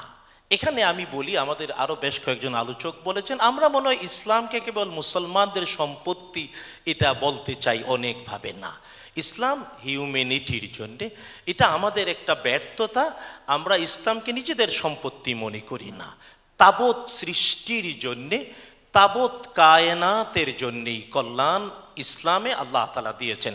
তাই সবার জন্যে ইসলাম, এবং এই ক্ষেত্রে জানা উচিত ইসলাম, তিনিও বলেছেন, প্রবন্ধকার সুন্দর করে শরিয়ার কথা এনেছেন, জানা উচিত আল্লাহ তাআলা শরিয়া দিয়েছেন 5টি মৌলিক কারণে। 5টি মৌলিক কারণে, এটাকে মাকাসিদুশ শরিয়া বলে। এদেশের অনেক আলেম ওলামারাও পড়েন না, আর আমরাও এখন বাংলা ইংরেজি একটু পড়ে পড়ে যারা ইসলামী চিন্তক হই, তারাও মূল জায়গায় না জানার কারণে ব্লেম করি। আমরা অনেক সময় ক্লেম আর ব্লেম দিই। জানা উচিত শরিয়া 5টি কারণে আল্লাহ তাআলা দিয়েছেন। এক নাম্বার হলো প্রত্যেক ব্যক্তির বিশ্বাসের সংরক্ষণ। প্রত্যেক ব্যক্তি যে বিশ্বাসই করুক তা সংরক্ষণের অধিকার রাখে। আমি কারো বিশ্বাসে আঘাত করার অধিকার রাখি না, এই জন্য এসেছে শরিয়াত। 2 নাম্বার এসেছে জীবনের সংরক্ষণের জন্য, কারণ কোরআন বলেছে মান কাতালা নাফসান বিগাইরি নাফসিন আও ফাসাদিন ফিল আরদি ফাকান্নামা কাতালান নাস জামিআ। অন্যায়ভাবে একটা প্রাণ, এটা মুসলিম না অমুসলিম না, যে কোনো একটা প্রাণকে হত্যা করলো তাবৎ মানবতাকে হত্যা করে ফেললো। অপরদিকে ওমান আহইয়াহা ফাকান্নামা আহইয়ান নাস জামিআ, একটা প্রাণকে বাঁচিয়ে দিল তাবৎ মানবতাকে নতুন জীবন দিল। 3 নাম্বার সম্পদের সংরক্ষণ। এই জন্যেই ইসলামেরই কেবল কর্তৃত্ব রয়েছে সম্পদ সংশ্লিষ্ট বিধিবিধান দেয়ার। শরীয়ত আসার তৃতীয় কারণ সম্পদের সংরক্ষণ। চতুর্থ, শরীয়ত আল্লাহ দিয়েছেন ব্যক্তির আকল এবং সম্মান, আকল এবং সম্মান সংরক্ষণের জন্য। পঞ্চম, শরীয়ত দিয়েছেন বংশধারা, কারণ আমার দাদা দাদি নানা নানি থেকে আমার বাবা মা এসেছে, আমি আর আমার স্ত্রী থেকে আমার সন্তানরা এসেছে। এই যে ধারাবাহিক বংশের পরিচয়, পৃথিবী যাতে এর থেকে বেরিয়ে না যায়। যদিও আফসোস, আজকের পৃথিবীর অনেক জায়গায় যাদের পৈতৃক পরিচয় নাই তারা ক্ষমতায় অমুক তমুক, আমরাও ওইদিকে চলে যাই কিনা আল্লাহই ভালো জানে। এই জন্যে আমাদের জানা উচিত শরিয়া এসেছে এই 5টি মৌলিক কারণ নিশ্চিত করার জন্যে। হ্যাঁ, যদি ইসলামিক সোশ্যাল ফাইন্যান্স কথাই বলেন, অনেক কথাই এসেছে, তবে আমি যেটা বলতে চাই যে ইসলাম নির্দিষ্ট কিছু অপরাধের জন্যে এটাকে, কারণ শরীয়ত যে বিধান দিয়েছে 3 প্রকার, শরীয়তের দণ্ডবিধি 3 প্রকার। 1 নম্বর কিসাস। কিসাস মানে হলো হাতের বিনিময়ে হাত, চোখের বিনিময়ে চোখ, নাকের বিনিময়ে নাক, জীবনের বিনিময়ে জীবন, এর নাম কিসাস। আল্লাহ বলছেন কিসাসেই তোমাদের জীবন। 2 নম্বর হুদুদ। হুদুদ মানে নির্দিষ্ট পাপের বিপরীতে নির্দিষ্ট শাস্তি। তো নির্দিষ্ট কিছু পাপ আছে যার শাস্তি হিসেবে আল্লাহ আর্থিক দণ্ড দিলে আল্লাহ এবং তার রসুল বলেছেন নির্দিষ্ট পাপের বিপরীতে নির্দিষ্ট আর্থিক দণ্ড দিয়ে দাও, ক্ষমা পেয়ে যাওয়া। পৃথিবীর আর কোন মত দেখাতে পারে এটা? নিজের পাপের পরিচ্ছন্নতার জন্য আর্থিক দণ্ড পরিচ্ছন্ন করে দেবে। যদিও বাংলাদেশে আছে, অন্যান্য ইহুদি বা খ্রিস্টানদের ধর্মে আছে, অন্যান্য ধর্মে আছে, আমরা যারা হুজুর আমাদের মধ্যেও আছে, আমি অস্বীকার করছি না, কিন্তু তাই বলে আমাদের দিকে আঙ্গুল দিয়েন না, আমরা পরিচ্ছন্ন হওয়ার চেষ্টা করছি। তারপরে আফওয়ান, প্রবন্ধকার বলছেন যে আসলে পৃথিবীতে সত্যি ইসলামিক অর্থব্যবস্থা বৈষম্য মুক্ত করে সবাইকে সমান করতে পারে, এটা করেছে, দেখিয়েছে। এমনকি উমর ফারুক ভাই যেটা বলেছেন তার প্রথম কথার সাথে আমি একমত। আমাদের সিস্টেমস, আমাদের থিঙ্কিং সিস্টেমসে গরমিল আছে এবং ওয়ার্ল্ডে সারা পৃথিবীর সামনে আমাদের উপস্থাপনের অনেক ব্যর্থতা আছে।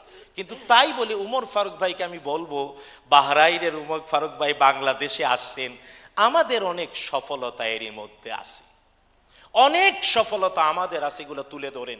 এবং আমি বলতে চাই দায়িত্ব নিয়ে আমাদের সিজেডেম এরই মধ্যে যা করেছে দেখান না একটু। আমাদের 56,000 বর্গ মাইলে আমরা অনেক কথাই বলি, কিন্তু সিজেডেম যতটুকু সফলতা এনেছে অন্তত সোশ্যাল ফাইন্যান্সের বাস্তবতায়, এবং আমি একটু আগেই জিজ্ঞেস করলাম, প্রায় 44,000 পরিবারকে আমরা নিশ্চিত দারিদ্র সীমা মুক্ত করতে পেরেছি। এটা কি কম? হ্যাঁ,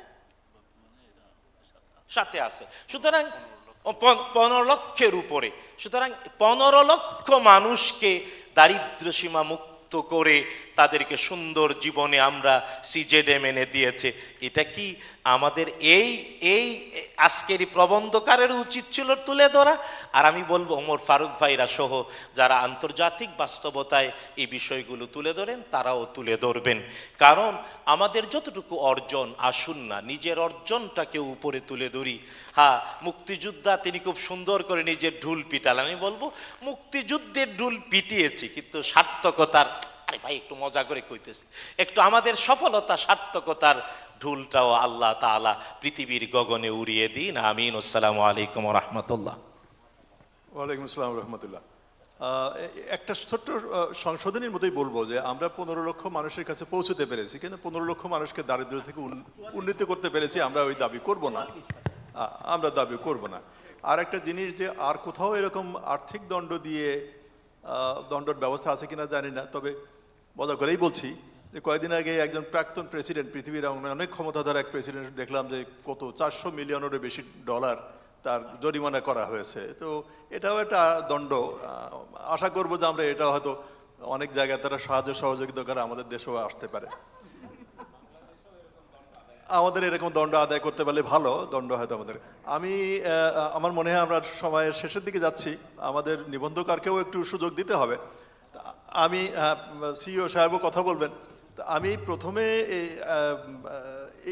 এখন আমি সুযোগ দিতে চাইছি ডক্টর আব্দুল আউল সরকারকে, এরপরে আমি জনাব রাশিদুজ্জামানকে দিতে চাই, এরপরে শাহ আব্দুল হালিম, এরপরে ডক্টর আব্দুল কাদের। আমার মনে হয় এইভাবে আমরা যেতে পারি, তারপরে হয়তো আমরা ক্লোজ করে আনতে পারবো। নিবন্ধকারকে সুযোগ দেব। আমাদের প্রধান অতিথি তার অসুস্থ দেহ নিয়েও এখানে আছেন, তার কাছ থেকেও আমরা কিছু শোনার চেষ্টা করবো ইনশাআল্লাহ। আউযুবিল্লাহি মিনাশ শাইতানির রাজিম, বিসমিল্লাহির রহমানির রহিম। Role of Islamic social finance in reducing inequalities এর উপর যে আজকের গোল টেবিল বৈঠক, এই বৈঠকের সম্মানিত সভাপতি, মডারেটর, প্রবন্ধকার এবং অন্যান্য যারা আলোচকবৃন্দ আছেন, আমি এই পুরোটাই হতাশ যে সাবজেক্টের টাইটেল আমি চাইছিলাম যে প্রবন্ধটা হবে এরকম, ইসলামিক সোশ্যাল ফাইন্যান্সকে ইনস্টিটিউশনালাইজেশনের জন্য সারা ওয়ার্ল্ড ওয়াইড কী করা হয়েছে এবং বাংলাদেশে কি করা হয়েছে এবং কি করা দরকার, এই জিনিসটার উপর যদি আসতো লেখাটা, তাহলে আরও নতুন নতুন প্রতিষ্ঠান কিভাবে সৃষ্টি করা যায় এগুলোর কিছু দিক নির্দেশনা আমরা পেতাম। কিন্তু এই প্রবন্ধটা তথ্য এবং তথ্য দিয়ে যেভাবে ডেভেলপ করা হয়েছে, ফাইনালি কিন্তু এখান থেকে কি ওয়ে আউট, যেমন ইসলামিক সোশ্যাল ফাইন্যান্সে ডিফাইন করে যদি আমরা দেখি, তাহলে আপনার সোশ্যাল ক্যাপিটাল কিভাবে এটাকে ইউজ করা যায় ইসলামিক সোশ্যাল ফাইন্যান্সে। যেমন অনেক আলোচনা হয়েছে জাকাত, উসর, আওকাফ, সাদাকা, কর্দ হাসানা, তারপরে মান্নাত, কাফারা, তারপরে এখানে তাকাফুল, মাইক্রো তাকাফুল বা মাইক্রো ইন্স্যুরেন্স, মাইক্রো ইনভেস্টমেন্ট, নানান ধরনের ইন্স্যুরেন্সটাও একটা বিশাল এরিয়া হতে পারে। তো এই বিষয়গুলো বাংলাদেশে এখন কি অবস্থায় আছে? ইসলামী ব্যাংক যেটা বলা হলো, যে আমাদের মোজাহিদ ভাই বলছেন যেটা, যে জিনিসটা সব সত্য কথা, কিন্তু আমাদের আলেমরা এই সত্য কথা কিন্তু বলার জন্য যে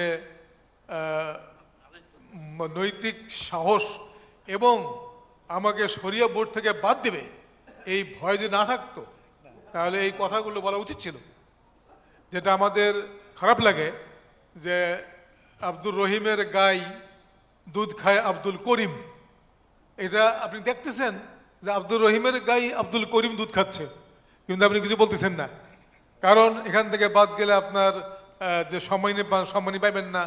এরকম দুই একটা শরিয়া বোর্ড থেকে অনেকেই বাদ পড়ছেন যারা হক কথা বলছেন। তো যাই হোক, এই ইনস্টিটিউশনালাইজেশন অফ জাকাত, আজকে আমরা যে ফোরামে বসছি, এটা আপনার রহিম আফরোজ গ্রুপ এবং আমাদের অত্যন্ত সম্মানিত আয়ুব ভাইকে এটার করতে হবে যে একটা সাইড কিছুটা প্রাতিষ্ঠানিক রূপ পেয়েছে, যার সুফল সমাজ পাচ্ছে, বাকিগুলো যে অনেক এরিয়া পড়ে আছে এখন, সেগুলো কি হবে? তো এই পেপারটা থেকে আমাদের expectation from the paper and what we got from the paper, এর মধ্যে মিল খুঁজে পাচ্ছি না। কাজে আমার মনে হয় যে এখানে আওকাফ একটা বিশাল ব্যাপার, যেমন জাকাত এখানে এই আপনার আওকাফের, এখানে আমাদের বিদেশে যাওয়া দরকার নাই, বিদেশ থেকে ভিক্ষা করা দরকার নাই। এখানে ওয়াকফ মডেল, ওয়াকফ ভিত্তিক, আমি কয়েকটা উদাহরণ বলি যে এই জিনিসগুলো আসতে পাত্র, যেমন আপনার মানে ওয়াকফ বেসড হসপিটাল, ওয়াকফ বেসড ইউনিভার্সিটি, তারপরে আপনার ওয়াকফ বেসড মার্কেটের যে প্রাইস ডিস্টরশনস, এই যে বিক্রেতারা যে আপনার সিন্ডিকেশন কথা বলা হয়েছে, হাউ টু ট্যাকেল ইট? আপনি ওয়াকফ মার্কেট সৃষ্টি করেন, আপনারা যে পণ্য বিক্রি হবে এটা বাজারে, যদিও ইসলামী শরিয়াতে মুনাফার কোনো নির্দিষ্ট অংশ বলা হয়নি, কিন্তু এটাও তো আছে লা তাজলিমুনা ওয়ালা তুজলামুন, এটাও তো আল্লাহ বলছেন।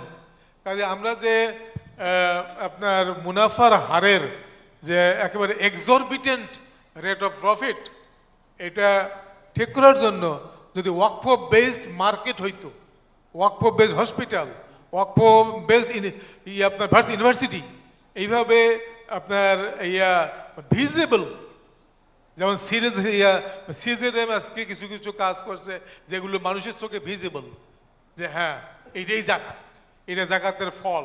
এরকম আমরা অনেকগুলো প্রতিষ্ঠান যেগুলো আমরা হারিয়ে ফেলেছি। এই আওকাফ একটা বিশাল পাওয়ারফুল ইনস্ট্রুমেন্ট। আপনি Harvard university, Oxford university, Dhaka university, সব কিন্তু এগুলো কিন্তু ওয়াকফের ফল। কাজে এইটা নিয়ে একটা আন্দোলন হওয়া দরকার, কাজ করা দরকার। আমি গবেষণার লোক হিসেবে I spent 35 years in the research department of Bangladesh Bank, এবং এখানে আমরা ইসলামিক ব্যাংকিংয়ের উপর যে রিসার্চটা হয়েছে, এই রিসার্চ হচ্ছে ক্যাপিটালিজমের যে স্ট্রাকচার, যেটা মুজাহিদ ভাই বললেন যে এই মুদারাবা সেই মুদারাবা না। ক্লাসিক্যাল মুদারাবা ছিল 2 লেগ, আমাদের মুদারাবা 3 legs। আমরা সাইবাল মাল কিন্তু এখান থেকে ইয়ে পাচ্ছে না। যারা borrowers are becoming the rich persons. খালি আলেমরা খালি মাথা ধরলে হবে না, এখানে বুঝতে হবে যে ক্লাসিক্যাল মুদারাবা এবং মডার্ন মুদারাবা অ্যাপ্লিকেশন এবং এটা কনসেপ্ট, রিয়েলিটি এবং রেজাল্ট কি হচ্ছে। আমরা কাকে আপনার রিচ ম্যান বানাচ্ছি, সে কি জাকাত দেবে? কাজেই আমার যাই হোক, আমার প্রত্যাশা অনুযায়ী ব্যাপারটা হয় নাই। আশা করি আগামীতে ইনশাআল্লাহ আইয়ুব ভাই বিষয়টা দেখবেন যে পেপারগুলো থেকে শুধু একাডেমিক ক্লাসে পড়ানোর জন্য। আর আমি আপনার ধন্যবাদ দেব যে প্রফেসর আমাদের শাহনওয়াজ ভাইকে, যে আমরা সবাই ছাত্র ছিলাম, উনি একটা পেপার লাইন বাই লাইন পড়ছেন এবং অনেক সময় নিয়েছেন। ছাত্র হিসেবে আমরা অনেক জিনিস জানতে পেরেছি, কিন্তু আপনার অ্যাপ্লিকেশন সাইডে এই পেপারে খুব একটা বেশি গুরুত্ব নাই। কাজে অ্যাপ্লাইড সাইডে যেটা আমাদের ওমর ফারুক ভাই বলছিলেন যে আমরা ওয়েস্টের ভাষায় কথা বলতে হবে।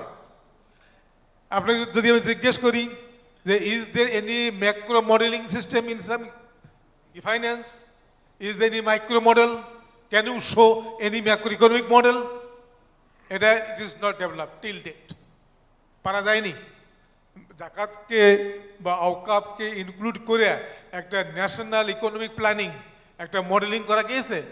কালকে বলছিলাম যে 86,000 কোটি টাকা বলছেন আইয়ুব ভাই তার পেপারে যে জাকাত আসতে পারে।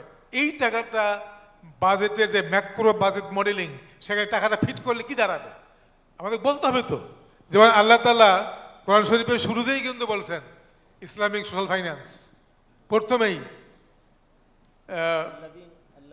আলিফ লাম মিম যালিকাল কিতাবু লা রাইবা ফিহি হুদাল মুত্তাকিন আল্লাযিনা ইউমিনুনা বিল গায়ব ওয়া ইউকিমুস সালাত ওয়া মিম্মা রাযাকনাহুম ইউনফিকুন।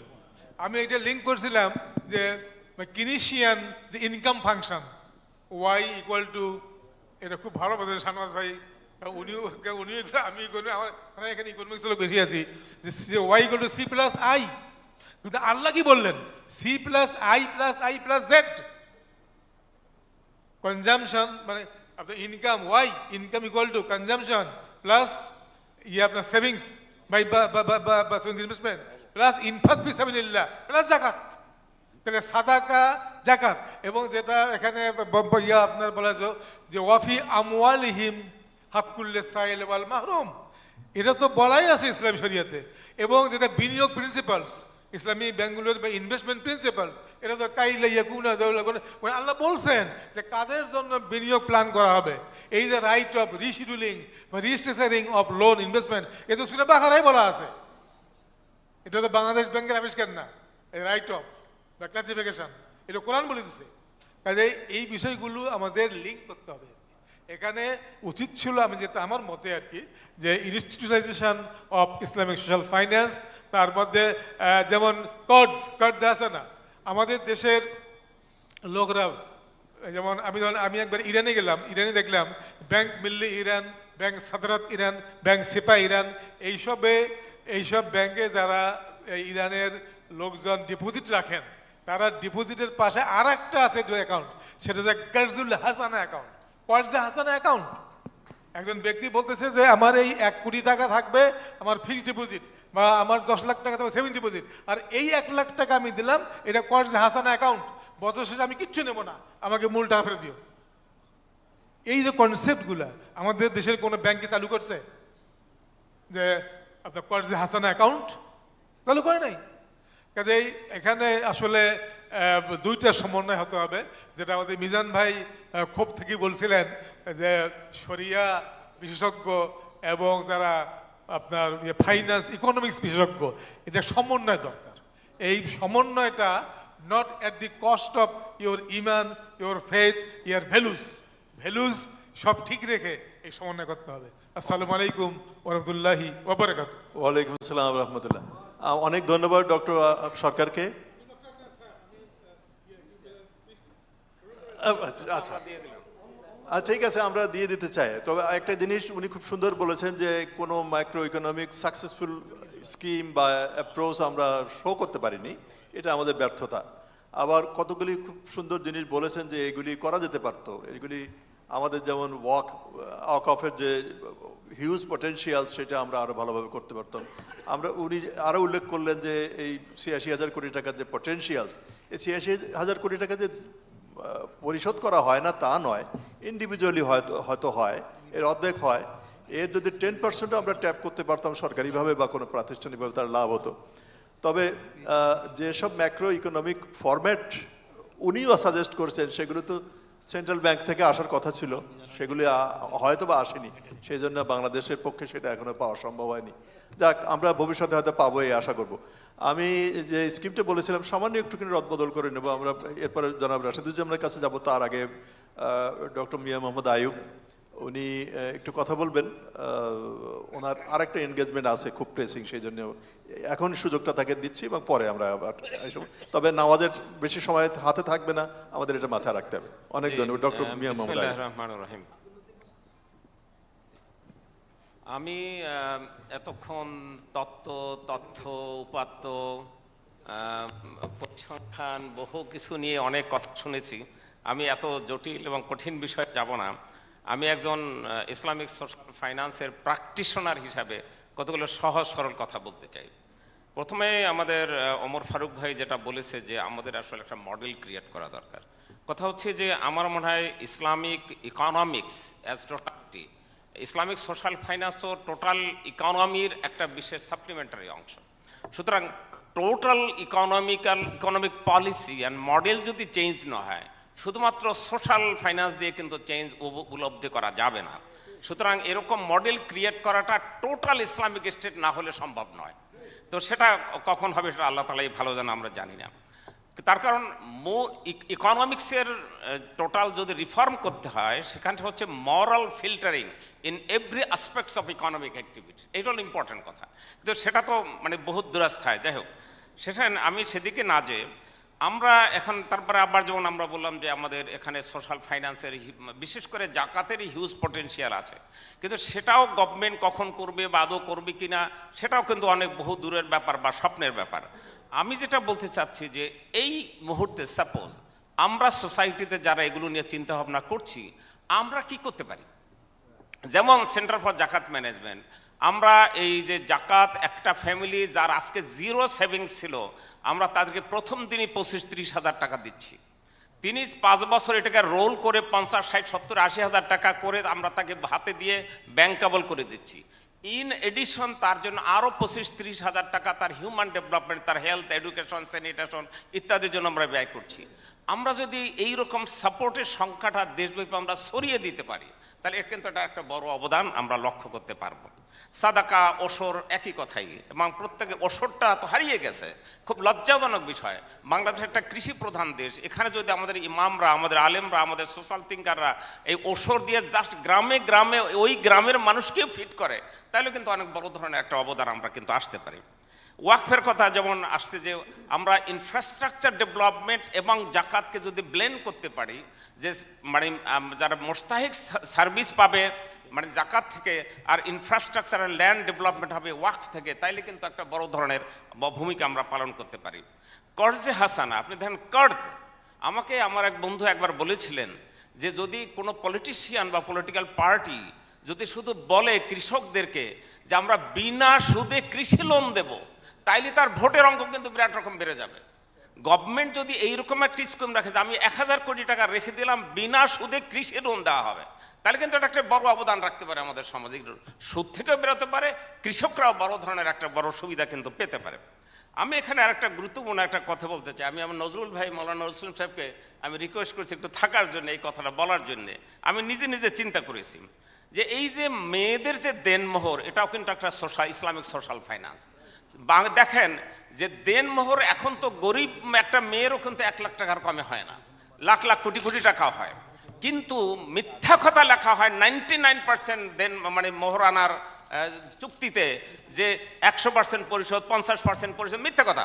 আমরা যদি আলেমরা যদি এই একটা কথা বলেন যে আপনারা মিথ্যা কথা লিখবেন না, যা পরিশোধ করবেন সেটাই লিখবেন এবং যা লিখবেন সেটা দিতে হবে, ইট ইজ ফার্স্ট, এটা দিতেই হবে। চিন্তা করুন একবার, বাংলাদেশের সব মেয়েরা যদি তাদের অধিকার অনুযায়ী 100% মোহরানার টাকা পায়, হঠাৎ করে একটা রেভলিউশন হবে ইন উইমেন এম্পাওয়ারমেন্ট। এটা গুরুত্বপূর্ণ একটা কথা, আমি মনে করি উলেমাদের এক্ষেত্রে বড় ধরনের ভূমিকা নেওয়া উচিত। নাম্বার 2, মেরাস, যে উত্তরাধিকার, আমাদের উত্তরাধিকার ক্ষেত্রে আপনারা দেখেন যে সেখানেও কিন্তু মেয়েরা ঠকে। যদি বোনদের অংশ ভাইয়েরা দিয়ে দিত তাহলে মেয়েদের ইকোনমিক এম্পাওয়ারমেন্টে আরেকটা বড় ধরনের জাম্প হবে, কিন্তু এই জিনিসটা আমরা প্র্যাকটিস করছি না। এগুলো কিন্তু রাষ্ট্র বা সরকারের দিকে তাকানোর দরকার নাই, আমরা সোসাইটির দিকে তাকিয়ে কাজগুলো কিন্তু আমরা করতে পারি। একইভাবে আপনি দেখেন ফেতরা, প্রতি বছর রমজানের ঈদের সময় প্রচুর মানুষ কিন্তু ফেতরা দিচ্ছে, বাট আনঅর্গানাইজড ওয়েতে। যদি একটা এলাকার মসজিদের ইমাম সাহেবের নেতৃত্বে যদি বলা হয় এই এলাকার যারা যাচ্ছে সব ফেতরা এক জায়গা করেন, আর এই এলাকায় যত গরিব মানুষের সবার তালিকা করেন এবং এটা ডিস্ট্রিবিউশন করে দেওয়া হয় ইন অ্যান অর্গানাইজড ওয়েতে, আমরা কিন্তু ইকোনমিক এম্পাওয়ারমেন্ট একটা বড় ভূমিকা রাখতে পারি। আর একটা কথা যে দেখেন যে কোরবানি, কোরবানি ইজ অ্যান ইকোনমিক্স। আমাদের ডক্টর মিজান বোধহয় একবার লিখেছিলেন যে কোরবানি ইকোনমিক্স, শত শত কোটি টাকার কিন্তু একটা ইকোনমিক রোলিং হয়। কিন্তু দেখুন এটা দিয়ে কিন্তু তার চামড়া থেকে অনেক এতিমখানা, মসজিদ, মাদ্রাসা অনেক লাভবান হতো, সেটাও সিন্ডিকেট করে ধ্বংস করে দেওয়া হয়েছে। অ্যাগেইন ইটস এ গভর্নমেন্ট পলিসির ব্যাপার, এটা সোশ্যাল মানে একটা ইসের ব্যাপার কিন্তু এখানে। আবার আমি সবশেষে যে কথাটা যেটা শেষ করব, আমাদের এখন যেটা উচিত, আমাদের ওমর ফারুক ভাই যেদিকে দৃষ্টি আকর্ষণ করছে, বাংলাদেশের কনটেক্সটে আমি বলবো আমাদের প্রচুর লেখাপড়া করা দরকার, আমাদের রিসার্চ করা দরকার, আমাদের মডেল প্রজেক্ট, এরকম ছোট্ট ছোট্ট প্রজেক্ট ডেভেলপমেন্ট করা দরকার, আমাদের পলিসি লেভেলে অ্যাডভোকেসি করা দরকার, আমাদের একাডেমিক লেভেলে বিশ্ববিদ্যালয়, সেই গবেষণা প্রতিষ্ঠানগুলোতে আমাদের এ নিয়ে প্রচুর গবেষণা হওয়া দরকার। এবং গ্লোবাল কিন্তু এখন অনেক প্র্যাকটিস, যেমন ওয়াকফ, জাকাত নিয়ে এখন দারুণ ভালো ভালো প্রজেক্ট এবং মডেল কিন্তু এখন বর্তমানে তৈরি হচ্ছে, সেগুলো আমাদের শেখাও দরকার, আমাদের জানাও দরকার, এবং প্র্যাকটিস করা দরকার। আমি এই কথা বলেই আমার বক্তব্য শেষ করছি। Thank you very much.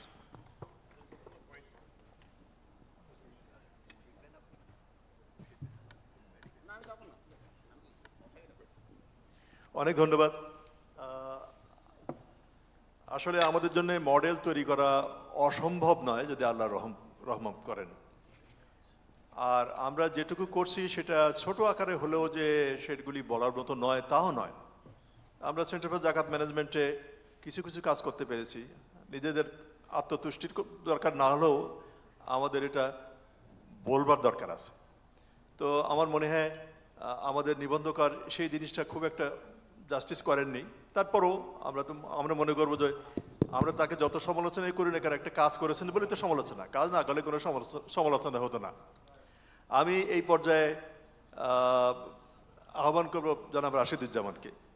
তারপরে যেমন কথা ছিল জনাব শাহ আব্দুল হান্নান, তারপর প্রফেসর আব্দুল কাদের, দেন প্রফেসর মাসুম, আব্দুল লতিফ মাসুম। 3 নম্বরে সরি আমি নাম লেজেন্ডারির মানুষের নাম আমি কি শুরু করতে পারি? জি প্লিজ। ওকে, আসসালামু আলাইকুম। অসংখ্য ধন্যবাদ সম্মানিত মডারেটর, কিনোট স্পিকার, আজকের অনুষ্ঠানের সভাপতি, সম্মানিত উপস্থিতি। আমি এখানে কিছু কথা বলতে পেরে আনন্দিত অনুভব করছি। আমি একজন প্র্যাকটিশনার মাইক্রো ইকোনমিক্স অথবা মাইক্রো ফাইন্যান্সের ফিল্ড লেভেলের ছোটোখাটো অনেক এক্সপিরিয়েন্স আছে। সিজেডএম একটা জ্বলন্ত উদাহরণ আমাদের সামনে, আমরা পায়োনিয়ার মনে করি। আমার উস্তাদ তুল্য বড় ভাই শিক্ষক জনাব মিয়া মোহাম্মদ আইয়ুব সাহেবের নেতৃত্বে যে মডেলটা তৈরি হয়েছে এটা রেপ্লিকেটেড হচ্ছে দেশের অন্যান্য জায়গায় এবং বিদেশেও। তো আমরা অনুপ্রাণিত, আমরা গর্বিত। আমি বলতে চাই আজকের যে পেপার, এটাকে সম্পূর্ণ হতাশ যারা বলেছেন এটা আদৌ ঠিক হবে না। এটা নিঃসন্দেহে একটা গুরুত্বপূর্ণ একটা প্রবন্ধ। সবটুকু সবার মনের মতো হবে এমনটি নয়, সব প্রত্যাশা পূরণ হবার নয়। আমি মনে করি অপার সম্ভাবনার বাংলাদেশ, অফুরন্ত সম্পদ সম্ভারে সমৃদ্ধ বাংলাদেশ। আমাদের হতাশ হলে চলবে না, সামনে এগিয়ে যেতে হবে। রাষ্ট্রীয় অনেক প্রতিকূলতা রয়েছে, আঞ্চলিক এবং বহু রাজনীতির নানান শৃঙ্খলে আবদ্ধ দেশ, চাইলেই একটা কিছু করা সম্ভব নয়। ইভেন একটা সরকারের পক্ষেও অনেক সিদ্ধান্ত নেওয়া সম্ভব নয়। এই বাস্তবতাকে যদি আমরা ভুলে যাই তাহলে মনে হয় ভুল করা হবে। তবুও আমাদের বসে থাকলে চলবে না। আল্লাহ বলেছেন সোশ্যাল ফাইন্যান্সের কথা, শুরুতেই সেলফ ডেভেলপমেন্ট, তার পরপরই কালেকটিভ ডেভেলপমেন্ট। এজন্য রয়েছে ইসলামের পুরো অর্থনীতিটাই মানবিক এবং টোটাল সমাজকে সুন্দরভাবে গড়ে তোলার একটা সুষম পরিকল্পনা। এটা জাকাত থেকে শুরু করে, জাকাত, উসর এবং জিজিয়া সহ যত ট্রান্সফার মেকানিজম রয়েছে সবগুলো যদি ইমপ্লিমেন্ট করা হয় তাহলে এ সমাজ ফলে ফুলে সমৃদ্ধ হবে, সেখানে কোনো মানুষ গরিব থাকতে পারবে না। এবং আমাদের মডেল হবে ফেইথ ফ্রেন্ডলি। আমরা আন্তর্জাতিক শক্তির চাপে অথবা আমাদের অশিক্ষা, কুশিক্ষা অথবা দালালিপনার কারণে আমরা শতধা বিভক্ত। এই 1.5 লক্ষ বর্গ কিলোমিটারের এই ভূখণ্ডে প্রায় 18 কোটি মানুষের এই জনসংখ্যার দেশে যে ইনইকুয়ালিটি রয়েছে, এটা চেষ্টা যদি শুরু হয় তাহলে একদিন লক্ষ্যপানে পৌঁছা সম্ভব হবে। এজন্য মুসলমানদেরকে অবশ্যই প্র্যাগম্যাটিক হতে হবে, স্ট্র্যাটেজিক হতে হবে। এক্ষেত্রে আমাদের যথেষ্ট ল্যাকিংস রয়েছে। We are not strategic. আমরা কিন্তু কৌশলী নই। এই নানাবিধ প্রতিকূলতার মধ্যে থেকে কিভাবে আমরা কৌশলের সামনে এগিয়ে যেতে পারবো সেই কৌশল আবিষ্কার করতে হবে আমাদেরকে। আমি মনে করি পরিশেষে বলতে চাই, এই ধরনের ভিশাস সাইকেলের মধ্যে থেকেও কিভাবে we can break the vicious cycle, এটা ফাইন্ড আউট করতে হবে। অ্যাট দ্য সেম টাইম আমাদের মানি রোটেট কিভাবে করানো যায়, মানি কিভাবে ট্রান্সফার করে নিচের দিকের গ্রাসরুট লেভেলে নিয়ে যাওয়া যায় সেটা এনশিওর করতে হবে।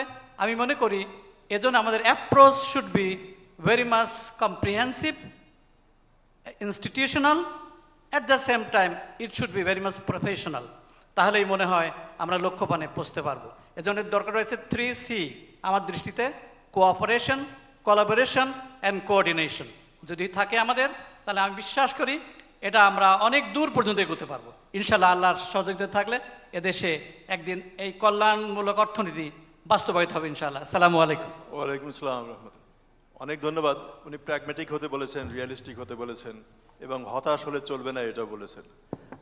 আমি খুব বেশি যে বলতে পারবো তা না, তবে হারবার্ট সাইমনের কথা মনে পড়ছে, যিনি বলেছিলেন যে কোনো কিছু পরিপূর্ণভাবে স্যাটিসফাইড হওয়া সম্ভব না। আসলে তাই, বেহেশতে যাওয়ার আগে স্যাটিসফাইড হওয়ার কোনো সুযোগ নেই। উনি এই যে একটা মডেল দিয়েছিলেন, স্যাটিসফাইসিং মডেল, যে অ্যাটেনেবল বেস্ট, সেটা হলেই আমাদের খুশি থাকা কথা। আমরা সেই খুশি হওয়ার চেষ্টা করব। একসময় হয়তো আল্লাহ আমাদের রহম করলে আমরা একবারে পারফেকশন কোনো কিছু পেয়ে যেতে পারবো। জনাব শাহ আব্দুল হালিম, এবার আমি নামটা আশা করি ভুল বলিনি, আমি তার লিজেন্ডারি বড় ভাইয়ের কথা বলে ফেলেছিলাম। শাহ আব্দুল হালিম। Thank you. আসসালামু আলাইকুম। আমি এইখানে দর্শক হিসাবে আসছিলাম, তো ডক্টর আইয়ুব আমাকে জোর করেই বসিয়ে দিল। But anyway,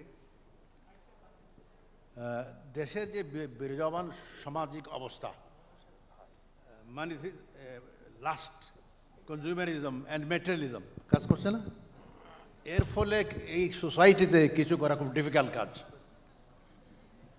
I quote the Malaysian scholar Chandra Muzaffar, উনি বলেছেন the money has become God, এবং একটা টার্ম কোয়েট করেছেন যাতে উনি বলেছেন মানিথিজম অ্যাজ এগেইনস্ট মনিথিজম। এই কথা বলার পর আমি প্রবন্ধকারের প্রবন্ধের উপর কোনো আলোচনা করব না, এবং এইখানে প্রফেসর মুজাহিদ সাহেব বা ওমর ফারুক এবং মিজান সাহেব যারা বলছেন তাদের আমি কন্ট্রাডিক্ট করব না। ইসলামী ব্যাংক সম্বন্ধে যা বলেছেন ঠিক আছে। যেহেতু ইসলাম ব্যাংকের কোনো বিষয় আমি জানি, সেই জন্য আমি দু একটা কমেন্ট করব। এক, যে ইসলাম ব্যাংকের এই যে মালিকানা ছিল ট্রাস্টগুলাতে, I mean, trust was represented by certain people. And over the trust there was extraterritorial control. Therefore, some people came to the board and others were ignored. সুতরাং যদি মুজাহিদ সাহেব বা মিজানের মতো লোকরা হতো বোর্ডে, তাহলে কি হতো আউটকাম তারা এটা বলা যাবে না। তবে এতে কোনো সন্দেহ নাই, the founding fathers of the Islamic bank, যাদের অধিকাংশ হয়তো জীবিত নাই, তাদের কোনো ইল উইল ছিল না। I will give an example. তারা ইনভেস্টের সময় বোর্ড থেকে সিদ্ধান্ত দিল ব্রাঞ্চ ম্যানেজার লেভেলে এবং ইনভেস্টমেন্ট যারা করবেন সেই লেভেলে সেক্টর ওয়াইজ ইনভেস্টমেন্ট, কোনো সেক্টর ইনভেস্টমেন্ট না হলে অন্য সেক্টরে তুমি ট্রান্সফার করতে পারবে না। If you do it as a manager you'll be penalised. সুতরাং এই সোশ্যাল ইনইকুয়ালিটি দূর করার জন্য ফাউন্ডিং ফাদার্স দ্যাট ইনইকুয়ালিটি দূর করার ইচ্ছা ছিল না, এইটা বলা যাবে না। এবং আমি মুজাহিদ সাহেব যেটা বলেছেন যে আজকে যারা ইসলামী ব্যাংককে প্রমোট করতেছেন, এবং আমি আমার শেয়ার বিক্রি করি নাই, আমার ফ্যামিলি যাদেরই শেয়ার আছে কেউ বিক্রি করে নাই। তো এখন এটাকে কীভাবে দেখতে হবে? এটা আই এম প্রমোটিং আদার। আমার মনে হয় আমি যদি আগে বিক্রি করতাম আমি লাভবান হতাম। আমি করি নাই, আমি ইচ্ছাকৃতভাবে করি নাই, আমার ফ্যামিলির অন্যান্য মেম্বাররা করে নাই। তো থ্যাংক ইউ ভেরি মাচ। অনেক ধন্যবাদ। খুব সংক্ষেপে উনি খুব গুরুত্বপূর্ণ বিষয় তুলেছেন, এটা আমাদের দেশের একটা পার্সপেক্টিভ উল্লেখ করেছেন। আমি প্রফেসর কাদের তাকে অনুরোধ করবে তার সংক্ষিপ্ত ফিডব্যাক দেওয়ার জন্য। এরপরে প্রফেসর আব্দুল লতিফ মাসুম, তারপরে আমরা আমাদের নির্ধারিত ফিডব্যাকের পর্যায়ে শেষ করব, কারণ আমাদের নামাজের টাইম কিন্তু প্রায় চলে যাচ্ছে। আসসালামু আলাইকুম।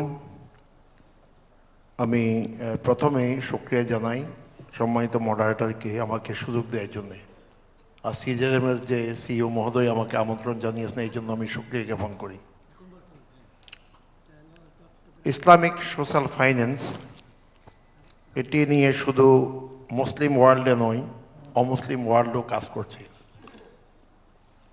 বিশ্বত নন মুসলিম ওয়ার্ল্ডে মুসলিম কমিউনিটি তাদের মধ্যে ব্রাদারহুড এবং তাদের মধ্যে যে নিজস্ব বলয়ের মধ্যে কীভাবে তারা হালাল পদ্ধতিতে এই কাজটি করতে পারে সেই নিয়ে চিন্তা হচ্ছে।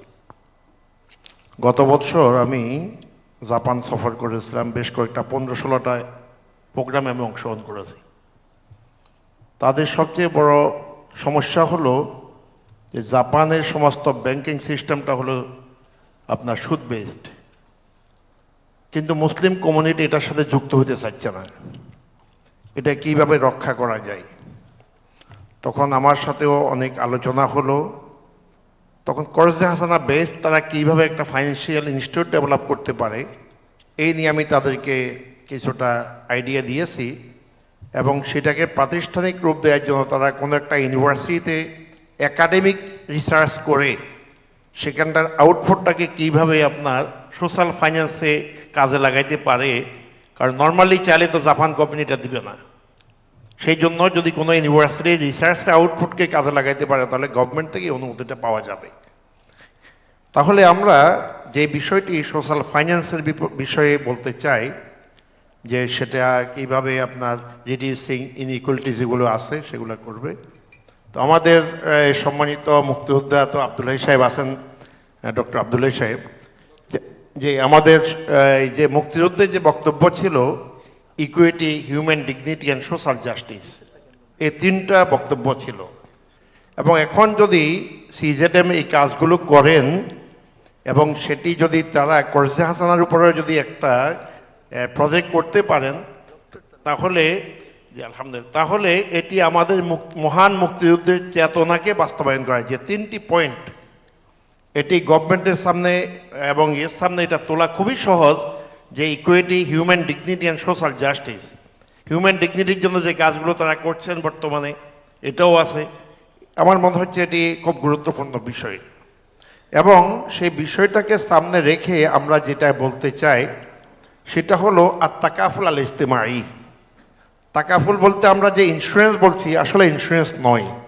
তাকাফুল বলতে সোশ্যাল সমস্ত বিষয়গুলোকে একটি পরিকল্পনার অধীনে নিয়ে আসা এবং সেটাকে ইসলামিক পার্সপেক্টিভে তুলে ধরা প্রত্যেকটি পয়েন্টে পয়েন্টে। এখন আমরা তাকাফুল বলতে ইসলামিক ইন্স্যুরেন্সকে তাকাফুল বুঝি, কিন্তু সেটি না হয়ে পুরো সিস্টেমটাকে তাকাফুলের অধীনে নিয়ে এসে যদি আমরা প্রতিটি পয়েন্টে অথবা প্রতিটি বিষয়গুলোকে এক একটি গবেষণার আওতায় নিয়ে এসে আমরা কাজ করতে পারি তাহলে খুবই সুন্দর হবে। আমাকে কিছু বলার জন্য সুযোগ দেওয়ার জন্য ধন্যবাদ। এবং প্রবন্ধকার অত্যন্ত কষ্ট স্বীকার করেছেন। আরবিতে বলা হয় মান সন্নাফা ফাঁকা দুস্ত দেফা, যিনি কিছু করেন সবাই প্রশ্ন তাকেই করে, সমালোচনা তারই হয়। তো তিনি কিছু মনে নেবেন না, যে বিষয়গুলো আলোচিত হয়েছে তিনি আশা করি ইনকর্পোরেট করবেন, এটাকে আরও সমৃদ্ধ করবেন, এই আশা ব্যক্ত করে আমি অতি সংক্ষেপে শেষ করলাম। আসসালামু আলাইকুম। ওয়ালাইকুম আসসালাম রহমতুল্লাহ। প্রফেসর কাদেরকে অনেক ধন্যবাদ, খুব ভালো বলেছেন। আমি শুধু মিষ্টি মিষ্টি কথা বলছি, আমার কোনো বদনাম নেই, কিন্তু উনি খেটে খেটে একটা পেপার তৈরি করেছেন, এই জন্য ওনার উপরে আমরা সবাই চড়া হয়েছি। আশা করি যে ওনার সবটা উত্তর দেওয়া দরকার নেই, উনি উত্তর দেবেন একটু পরে, কিন্তু খুবই সংক্ষেপে এবং সবগুলি পয়েন্ট দরকার নেই। এই আমাদের আজকের এই প্রোগ্রামের ভিডিও তার কাছে পাঠানো হবে, উনি তার পেপারে আরও উৎকর্ষ সাধনের চেষ্টা করবেন। আমরা আজকে নির্ধারিত বক্তাদের মধ্যে প্রফেসর আব্দুল লতিফ মাসুমকে সময় দেব, তবে আবারও মনে করে দিই যে আমাদের টাইম কিন্তু যায় অবস্থায় আছে এবং আমাদের আরও কতগুলি কম্পোনেন্ট বাকি আছে। আমাদের চিফ গেস্টও বসে আছেন অনেকক্ষণ যাবত। বিসমিল্লাহির রহমানির রহিম।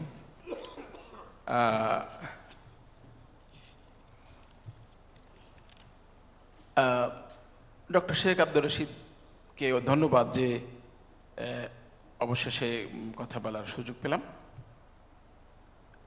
আজকের যে শীর্ষক যে আলোচনা, রোল অফ ইসলামিক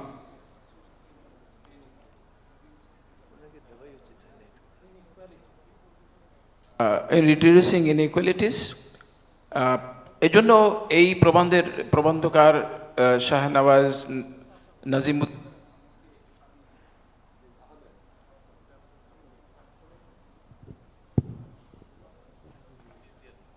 আমি অভিনন্দন জানাই। It's an excellent piece of paper.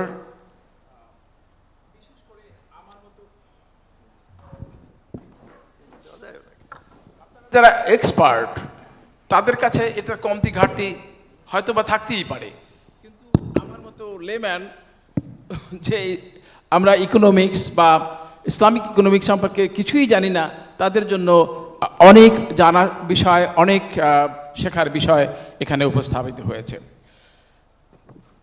এই কথা বলার পরে আসল কথা যেতে চাই, একটু সুপারিশের দিকে যেতে চাই।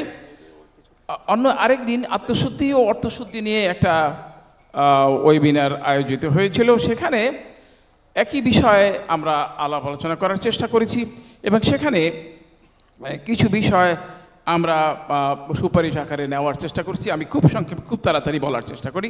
প্রথমত চিন্তার পুনর্গঠন। আপনি যে কোনো কাজ করতে যান না কেন, এখন আপনি এই ইসলামিক সোশ্যাল ফিনান্সকে যদি আপনি এস্টাবলিশ করতে চান, তাহলে পরে মানুষগুলোকে এই ইমানদার করতে হবে, এই মানুষগুলোকে সামাজিকভাবে সচেতন করতে হবে, so that reconstruction of thought একটা বড় প্রয়োজন। দ্বিতীয় বিষয় যেটা আমরা বুঝি, ইসলামী সমাজ গঠনের মাধ্যমে জাকাত ব্যবস্থার আয়োজন ও আন্দোলনকে মঞ্জিলে মসজিদে পদ্ধতি। ইসলামী সমাজ গঠন মানে রাষ্ট্র ব্যবস্থা ইসলাম প্রতিষ্ঠিত হওয়ার আগে সামাজিকভাবে আমাদের এখনও অবশিষ্ট যে সামাজিক কাঠামো রয়েছে ইসলামী দেশগুলোতে, বিশেষ করে বাংলাদেশে, সেটিকে আমরা ম্যাক্সিমাম ইউটিলাইজ করতে পারি। বেসরকারি পর্যায়ে জাকাত আদায় ও বিতরণ ব্যবস্থাকে আরও এগিয়ে নিতে হবে। সিজিএডএমকে আমরা অনেকেই ধন্যবাদ দিচ্ছি এবং অনেকেই কৃতজ্ঞতা স্বীকার করছি যে হ্যাঁ, ইটস এ মডেল, এবং এই ব্যবস্থাটিকে আরও আগেই নিতে হবে। আপনারা কেউ ক্ষোভ প্রকাশ করছেন যে সিজিএডএম কেবলমাত্র জাকাত নিয়ে কাজ করছে, তো তাদের তো একটা স্পেশালাইজেশন আছে। তো আপনারা যারা ওসব নিয়ে কাজ করতে চান, ইসলামের অন্যান্য ওয়াকফ বা বিভিন্ন বিষয় নিয়ে কাজ করতে চান, আপনারা কাজ করুন। কিন্তু আমার কষ্ট হচ্ছে এই যে আমাদের কথা বলার জন্য আমাদের কিন্তু কমতি নেই, কিন্তু আসল কাজের সময় আমাদের অসুবিধা হয়ে যায়। জাকাত প্রাতিষ্ঠানিক ব্যবস্থার জন্য সামাজিক আন্দোলন গড়ে তোলা প্রয়োজন। বিশেষ করে আমি মনে করি যে এইখানে ওলামায়ে কেরাম আমাদের মানে ফরজ নামাজ, রোজা, হজ, জাকাত, ঈমান, নামাজ, রোজা, হজ, জাকাত, এই 5টা ফরজের কথা বলে, কিন্তু কোনো ওয়াজ মাহফিলে আমি এই জাকাতের কথা শুনেছি বলে আমার মনে হয় না। তার মানে হচ্ছে যাদের মাধ্যমে সোশ্যাল অ্যাওয়ারনেস বিল্ড আপ করা দরকার, এই যে ফার্জ বা আপনার যে সোশ্যাল রেসপন্সিবিলিটি ডেভেলপ করা দরকার, সেই মানুষগুলো একেবারেই অন্ধকারে আছে। তারা মানে কঠিন মশলা মশালার উত্তর দিতে পারে না এবং এই ব্যবস্থাটাকে বোঝে না মনে হয়। তো সুতরাং যারা এটা নিয়ে কাজ করতে চান তাদেরকে এইভাবে কাজ করার জন্য আমাদের প্রেরণা দিতে হবে। এবং মসজিদ থেকে যেটা ডক্টর মিয়া মোহাম্মদ আইয়ুব বলেছেন অলরেডি, যে আমাদের মসজিদ রয়েছে, মসজিদগুলোকে যদি আমরা সমস্ত কর্মকাণ্ডের উৎসে পরিণত করতে পারি, যেমন ধরুন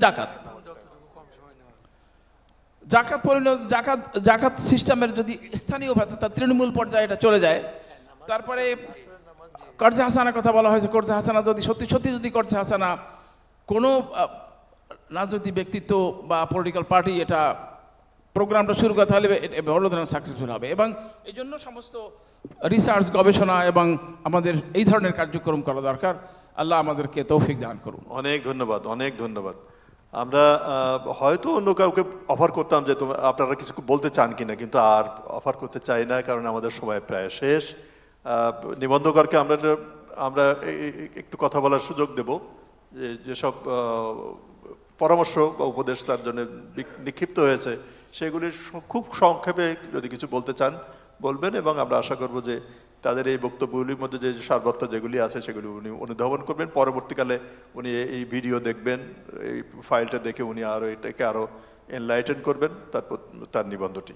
5:27 বাজে আসরের নামাজের সময় হয়ে যাচ্ছে। তা আমার কাছে কিছু কিছু মানে সমালোচনা খুব মজা লাগছে। এটা ডেইলি স্টারের প্রতিবেদন, এই কথাটা যিনি বললেন তিনি কত বড় রিসার্চার আমি জানি না, কারণ ওখানে তো ডেইলি স্টারের কিন্তু প্রতিবেদন না, ওখানে বাংলাদেশ ব্যুরো অফ স্ট্যাটিস্টিক্সের প্রতিবেদনটা ডেইলি স্টারে প্রকাশ পেয়েছে, বিবিএসের রিপোর্ট, বাংলাদেশ ব্যাংকের রিপোর্ট। এখানে কিন্তু 2016 সাল আপনারা খেয়াল করেননি মনে হয়, 2016 সালের পরে 2022 সাল 2023 সাল পর্যন্ত আসা হয়েছে 4.499। এটা বিবিএসের রিপোর্ট, এটা আমার রিপোর্ট না। এবং এখানে ট্রেন্ড অফ ইনকাম ইকুয়ালিটির প্রত্যেক দিন কিন্তু গবেষণা করে একটা জায়গায় যাওয়া যায় না। আমার বন্ধুবর প্রফেসর ওমর ফারুক 45 বছর আগে তার সাথে দেখা, একসাথে পড়তাম, তারপরে 45 বছর দেখা সাক্ষাৎ নেই। খুব ভালো লাগলো। কিন্তু ইনইকুয়ালিটি 2016 সাল এইটা একটা গবেষণা প্রতিবেদনের পরে আমি ওটাকে 2022-2023কে আমি ইনকর্পোরেট করার চেষ্টা করেছি, সেটাও কিন্তু বিবিএসের রিপোর্ট, বাংলাদেশ ব্যাংকের রিপোর্ট। ওইটা পাবলিশড হয়েছে বিজনেস স্ট্যান্ডার্ডে, তার মানে এই না যে ওটা বাংলাদেশ ব্যাংকের রিপোর্ট নয়। ওটা আমার মাথায় ছিল যে 16 সাল কেন আমি বলবো, কিন্তু প্রতিদিন কিন্তু ওই ট্রেন্ডটা আলোচনা হয় না। এবং আপনি যদি খেয়াল করেন যে এটা www.net income inequality can wealth concentration B stop, এটা আমি না, বাংলাদেশের একমাত্র নোবেল লরেট প্রফেসর মোহাম্মদ ইউনুসের আর্টিকেলে বাংলাদেশের ব্যুরো অফ স্ট্যাটিস্টিক্সের রিপোর্ট। এখন যদি প্রফেসর ইউনুসের ভুল হয় তাহলে আমি তো শাহনাস্তার সামনে নস্যি, আমার কিছু বলার নাই। এটা ডেইলি স্টারের কোনো রিপোর্ট নয়। তারপর আমার সবচেয়ে ভালো লাগছে যে আপনাদের সমালোচনাগুলি 100%-এর কাছ থেকে আমি একটা সমালোচনা পেয়েছি, লিখিত আকারে বা বিশেষ কোনো উপায়ে যদি আমাকে দেন আমি আরও খুশি হব। আপনারা যারা বললেন যে দীর্ঘ 3 যুগ 4 যুগের রিসার্চের কাজে নিয়োজিত ছিলেন, বাংলাদেশে 8টা ইসলামী ব্যাংক হয়েছে, আজ পর্যন্ত কত % লোককে আমরা ইসলামী ব্যাংকের আওতায় আনতে পেরেছি? এখনও সবাই বলে যে ইসলামী ব্যাংক এইভাবে সুদটা খায়। একেবারে শিক্ষিত অনেক জ্ঞানীগুণী লোক তারা বলে ইসলামী ব্যাংক এইভাবে সুদ খায়। তারা শরিয়া বোর্ডকে, শরিয়া কাউন্সিলকে মোটেও পাত্তা দিতে চায় না। এবং আমি যখন ওই যে নির্বাচনের সময় দেখি যে বলে যে সম্পদের হিসাব, আমি বলি আমি শাহনাজ নাজিমুদ্দিন প্রত্যেক বছর রমজানে যখন আমার জাকাত দেই একেবারে 1 মিনিটের মধ্যে আমি আমার সম্পদের হিসাব দিতে পারি। কত গুণ, 2000 গুণ, 1600 গুণ বৃদ্ধি পাচ্ছে, সেখানে কারো কিছু বলার নাই। জাকাতের ক্যালকুলেশনটা পর্যন্ত অতিমাত্রায় শিক্ষিত লোকরা ঠিকমতো করেন কিনা এটা নিয়েও কিন্তু আমাদের ভেবে দেখার বিষয় আছে। তো সবচেয়ে বড় কথা হচ্ছে যে আসলে নিঃসন্দেহে সীমাবদ্ধতা আছে। এবং প্রফেসর ওমর ফারুক যেটা বললেন যে সারা পৃথিবীর আজকে 1/3 মুসলিম আজ পর্যন্ত একটা মডেল বিল্ড আপ করতে পারেনি। তো একটা মডেল যদি তারা বিল্ড আপ করতে না পেরে থাকে, তারা যদি ইনস্টিটিউশনালাইজেশনে কিছু ভাবতে না পেরে থাকে, তা আমার মতন নরসি শাহনওয়াজের কি আপনাদেরকে মডেলের সূত্রপাত করতে পারবে? তারপরেও আপনাদের সুচিন্তিত মতামতে যদি কিছু কথা উঠে আসে তা যদি ইনকর্পোরেট করে দিতে পারি তাহলে আমি মনে করব যে হ্যাঁ এটাই আমার জন্য সফলতার দিক। সকালবেলায় ইমাম সম্মেলনে বসেছিলাম, সেখানে একজন আরবির প্রফেসরের একটা জায়গা চমৎকার করে তিনি উল্লেখ করেছেন যে মাদ্রাসায় কিভাবে জাকাত দিতে পারবে, কার জন্য জাকাত দেওয়া যাবে। এখানকার সিংহভাগ ইমাম সাহেবরাই সমস্যারে চিল্লায় উঠলেন যে আমরা এটাকে মানতে পারছি না, এখানের প্রবন্ধকারকে এখনই আমাদের সামনে উপস্থিত করা হোক। আমি জানি না উনি তো ওই টেবিলে ছিলেন না, থাকলে কতটুকু আক্রোশ প্রকাশ পেত জানি না। তো আমরা যে ইসলামের কথা বলি, তারা পারস্পরিক সৌহার্দ্যবোধ এবং মমত্ববোধ নিয়ে কিছু কাজ করার জন্য এগিয়ে আসার ক্ষেত্রে আমাদের সীমাবদ্ধতাকে আমরা কখনো ভাবি না। আমরা শুধু চিন্তা করি যে কোন জায়গাটায় আমি শুধুমাত্র দিক নির্দেশনা দিয়ে শেষ করতে পারবো। তাই যদি হবে, শেষ একটা কথা বলে আমি শেষ করি, ইন্দিরা গান্ধী জওয়াহরলাল নেহরুর সাথে যে কথোপকথনগুলো করতেন সেগুলি গ্লিমসেস অফ ওয়ার্ল্ড হিস্ট্রিতে বইতে সন্নিবেশিত হয়েছে। তা বাবাকে চিঠি লিখছে, বাবা আজকে একটা কাজ করেছি, ভালো করিনি, আমি আমার খেলনাটা ভেঙে ফেলেছি। খেলনাটা যখন খেলছিলাম তখন উল্টিয়ে দেখলাম আমার পেছনে লেখা মেড ইন ফ্রান্স, আমি ভেঙে ফেলেছি। আমরা আমাদের পকেটে আজ পর্যন্ত টেলিটকের সিমটা পর্যন্ত উঠাতে পারিনি। তো আমরা দেশকে ভালোবাসি, আমরা মুসলমান হিসেবে নিজেকে পরিচয় দিই, আর আমি আমার সারা জীবন টেলিটকের সিম দিয়ে সারা পৃথিবীতে আমার ছাত্রছাত্রী এবং আমার বন্ধুবান্ধবের সাথে কথা বলি, সেখানে কিন্তু আমার কোনো সমস্যা হয় না। তো আমরা মডেল বিল্ড আপের ক্ষেত্রেও কিছু করি না, ব্যক্তিগত জীবনেও বাস্তবায়নের জন্য কিছু করি না। আমরা যে কথাটা বলি সেটা আমরা নিজেও অনেক সময় তো মনে প্রাণে বিশ্বাস করি না। আমাকে ক্ষমা করবেন, আমি আপনাদেরকে তৃপ্ত করতে না পারার জন্যে অত্যন্ত অত্যন্ত দুঃখিত, লজ্জিত। এবং যদি আপনারা আমাকে এইখানে কিছু কিছু পয়েন্ট দেন, আমি চেষ্টা করব আপনাদের মনের আশাটুকু পূর্ণ করে এটাকে সমৃদ্ধ করতে। সবাইকে ধন্যবাদ। অনেক ধন্যবাদ প্রফেসর শাহনওয়াজ নাজিমুদ্দিন। ডক্টর আহমেদ, আশা করি যে আমাদের যেসব সমালোচনা তার প্রতি নিক্ষিপ্ত হয়েছে সেগুলি থেকে উনি নির্যাস বের করার চেষ্টা করবেন, এবং আমরা আমাদের আরও যদি স্পেসিফিক কোনো সাজেশন থাকে আমরা তার কাছে দেওয়ার চেষ্টা করব। সিজেডএমের কাছে দিলে উনি পেয়ে যাবেন। উনিও তার অখুশি প্রকাশ করছেন, আমরা তা মনে করি না। আমি মনে করি যে হ্যাঁ, এই ধরনের আদান প্রদান হবে, কারণ academic world is a very cruel world. এখানে কেউ কাউকে সমালোচনা করতে কোনোদিন ছাড়ে না, এবার ছাড়া উচিত না। এই ছাড়ে না বলেই আমরা নতুন নতুন উদ্ভাবন পাই, নতুন নতুন আবিষ্কার পাই, নতুন নতুন পথ আমরা খুঁজে বের করতে পারি। আমরা আশা করবো যে এখানেও আমরা নতুন নতুন পথ খুঁজে বের করার একটা পথে আমরা আছি, সেটা আমরা নিশ্চিত করতে পারবো, আমাদের রেজাল্ট পাবো। আমরা একেবারে শেষে এসে গেছি। আজকে যার এখানে মডারেটর হওয়ার কথা ছিল তার রোলটা এখানে হঠাৎ করে চেঞ্জ হয়ে গেছে, কারণ প্রফেসর ওয়াহিদুদ্দিন মাহমুদ উনি আসতে পারেননি। উনি গত বছরও আমাদের এই জাকাত ফেয়ারের উদ্বোধনী অনুষ্ঠানে ছিলেন। আজও তার থাকার শখ ছিল, আশা ছিল, কিন্তু পারেননি। উনি আপনাদের সকলের দোয়া চেয়েছেন যেন তাড়াতাড়ি সুস্থ হয়ে আবার কাজে ফিরতে পারেন, সেইটার জন্য দোয়া করতে বলেছেন। আমরা এখন তার স্থলাভিষিক্ত জনাব আব্দুল মুঈদ চৌধুরীকে আমরা তার কাছে একটু মাপ চাই নেই, কারণ অনেকক্ষণ তাকে আমরা বসিয়ে রেখেছি, একেবারে নির্দিষ্ট সময়ের অনেক আগে উনি পৌঁছেছেন।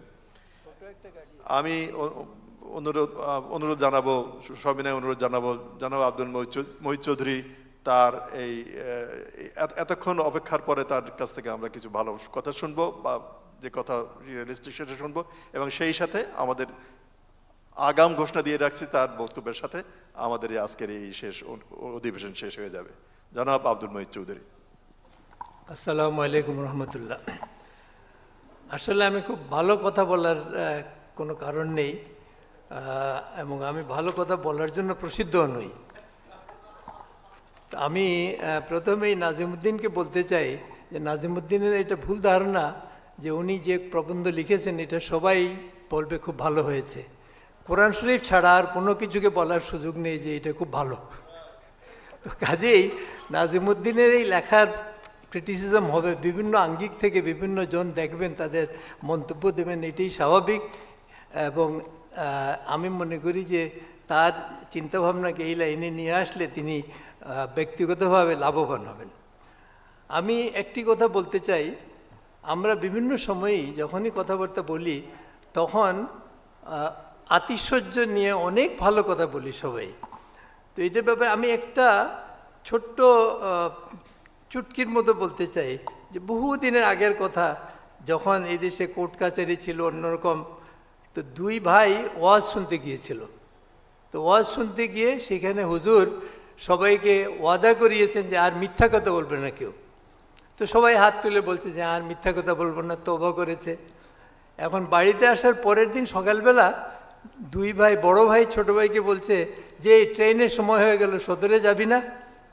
তো বলে যে সদরে গিয়ে কী করবো, আমরা তো মিথ্যা সাক্ষী দিই কোর্টে গিয়ে, ভাড়া করা সাক্ষী, তো কোর্টে গিয়ে কী করবো, কালকে না তওবা করলাম আর করবো না। তখন বড় ভাই বললো যে ওয়াজের কথা বাড়িতে আনতে তোরে কে বলছে?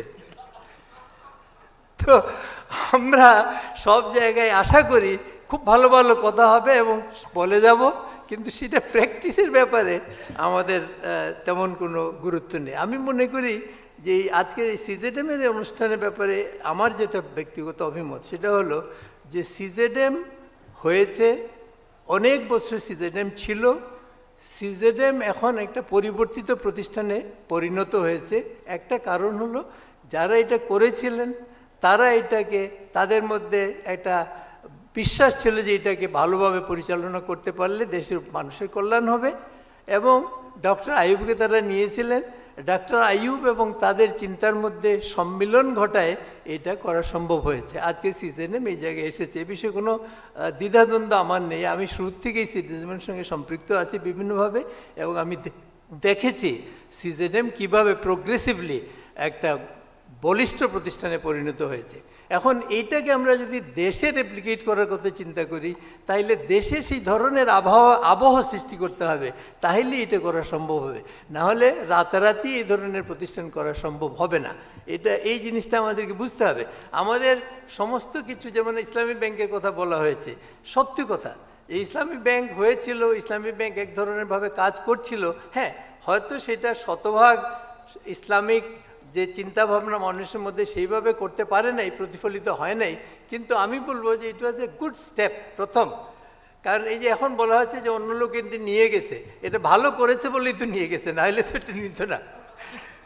তো সেই জন্য আপনার এটা ইসলামী ব্যাংকেরও দোষ না, যিনি নিয়েছেন তারও দোষ না, তিনি এটা এখন যদি সিজেডেমকে এইভাবে, সিজেডেমের কনসেপ্টটাকে যদি, সিজেডেমকে নেওয়ার কথা আমি বলবো না, আমি বলবো যে সিজেডেমের এই যে অভিজ্ঞতাটা, এই অভিজ্ঞতাটাকে নিয়ে যদি আবার কেউ কিছু করে তাহলে হয়তো এটা হতে পারে।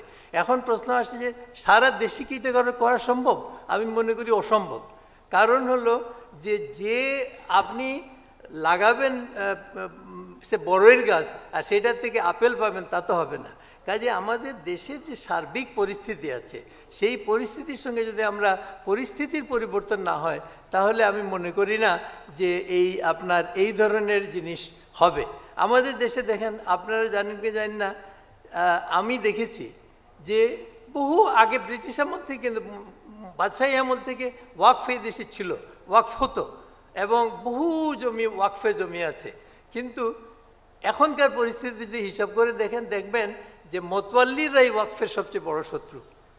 মতওয়াল্লিরাই বিভিন্নভাবে জমি বিক্রি করে এটা ওটা উল্টাপাল্টা করে ওয়াকফে নষ্ট করে দিচ্ছে। তো এইটা আপনার আসলে ইন্নামাল আমাল বিন নিয়ত, যার নিয়ত সেইটা যদি সে সঠিকভাবে আমল করে তাহলে এটা সম্ভব। আমাদের দেশে আমি মনে করি না এই ধরনের পরিস্থিতি এখন পর্যন্ত সৃষ্টি হয়েছে যে সিজেডেম ক্যান বি রেপ্লিকেটেড কুইকলি। আমরা যদি সেই ধরনের মানুষ সৃষ্টি করতে পারি, সেই ধরনের আবহাওয়া সৃষ্টি করতে পারি, তাইলে এই দেশেও মানুষ কিন্তু এখন সাধারণ মানুষ কিন্তু আপনার, আমি মনে করি যে জাকাত সঠিকভাবে দেওয়ার চেষ্টা করে, দেয়ও, কিন্তু এটাকে ইনস্টিটিউশনাল ফর্মে না আনলে এই জাকাত ভিক্ষা হয়ে যায়। এটা দিয়ে মানুষের উন্নয়নের যেটা, সেই উন্নয়নের মডেলের মধ্যে এটা আসতে পারবে না। তা আমি অনুরোধ করব আপনাদের সকলের কাছে যে চিন্তা ভাবনা করেন যাতে আরও সিজেডেমের মতো আরও প্রতিষ্ঠান গড়ে উঠতে পারে, আরও এই ধরনের মানুষ সৃষ্টি হয়ে যারা এই ধরনের প্রতিষ্ঠান চালাতে পারে, তখন অনেক মানুষ এগিয়ে আসবে, অনেক মানুষ দান খেরাত করে, এখনও করে, তারা এগিয়ে আসবে এবং এর মাধ্যমে আমাদের দেশের আর্থিক অবস্থার পরিবর্তন করা সম্ভব হবে। আর আমাদের যে ইকোনমি আমাদের দেশে চালু আছে, এই ইকোনমিতে ব্যাংক লুটপাট করা, আপনার মজুদদারি করা, এইগুলারই এখন প্রাধান্য, এগুলো হবেই, এটা রাতারাতি বন্ধ হবে না। আমি আশা করি যে আস্তে আস্তে হয়তো এটার মধ্যে একটা পরিবর্তন আসবে এবং সেই পরিবর্তনের ধারাটাকে আমি মনে করি যে সিজেডেমের চিন্তাভাবনা, সিজেডেমের কার্যক্রম হয়তো ইনফ্লুয়েন্স করবে কিছুটা, বা করছে অলরেডি, করতে সক্ষম হবে। তা আমি এই জন্য সিজেডেমকে অভিনন্দন জানাই। এবং আমরা যেহেতু আসর নামাজ পড়তে হবে, আর আমারও আর কিছু বলার নাই, আপনাদের সকলকে ধন্যবাদ জানিয়ে আমি আমার বক্তব্য শেষ করছি। আসসালামু আলাইকুম। স্যার, আমি একটুখানি as convener of this fair আমি একটু প্রথম কথা, আমি এই প্রোগ্রামটা খুব সাকসেসফুলি করা হয়েছে এবং রাউন্ড টেবিলের যারা এঙ্গেজ ছিলেন, thank you very much, and it has now come to an end. কিন্তু গত 2 দিন ধরে যে আমাদের কাজকর্ম যেভাবে আমাদের এগিয়ে গেছে, বিশেষ করে I would like to thank all our সিজারএমের স্টাফ। আমাদের সিজারএমের সিও সাহেব অক্লান্ত কাজ করেছেন এবং তার সাথে সাথে আমি রাত্রে চিন্তা করেছি, they are continuously working. They have started from সিলেটের থেকে তারা ওইখানে ফেয়ার অর্গানাইজ করে দে মুভ টু রাজশাহী থেকে তারা কন্টিনিউয়াস 4-5-6 দিন করার পরে they have zeroed in to Dhaka, and ঢাকার যে কাজের সাথে আপনারা দেখেছেন, কালকেও আমরা ছিলাম, অনেক ছেলে পেলে এসছে, আমাদের genius scholarship, they have been hugely present. তো আমি আসলে তাদের অক্লান্ত মানে কাজ, পার্টিকুলারলি সিজারএম স্টাফ মেম্বার্সদের প্রতি I want to express my thanks and gratitude that they have done. It is really good work. এগুলো আল্লাহর বিশ্বাস না থাকলে এটা হয় না, সাধারণ মানুষ করে না, ওরা যা করে। তা I would like to thank you from আমাদের ম্যানেজমেন্ট কমিটি বা অ্যাডভাইজারি কমিটির পক্ষ থেকে এবং গভর্নিং বোর্ডের পক্ষ থেকে আপনাদের সকলকে ধন্যবাদ জানাই।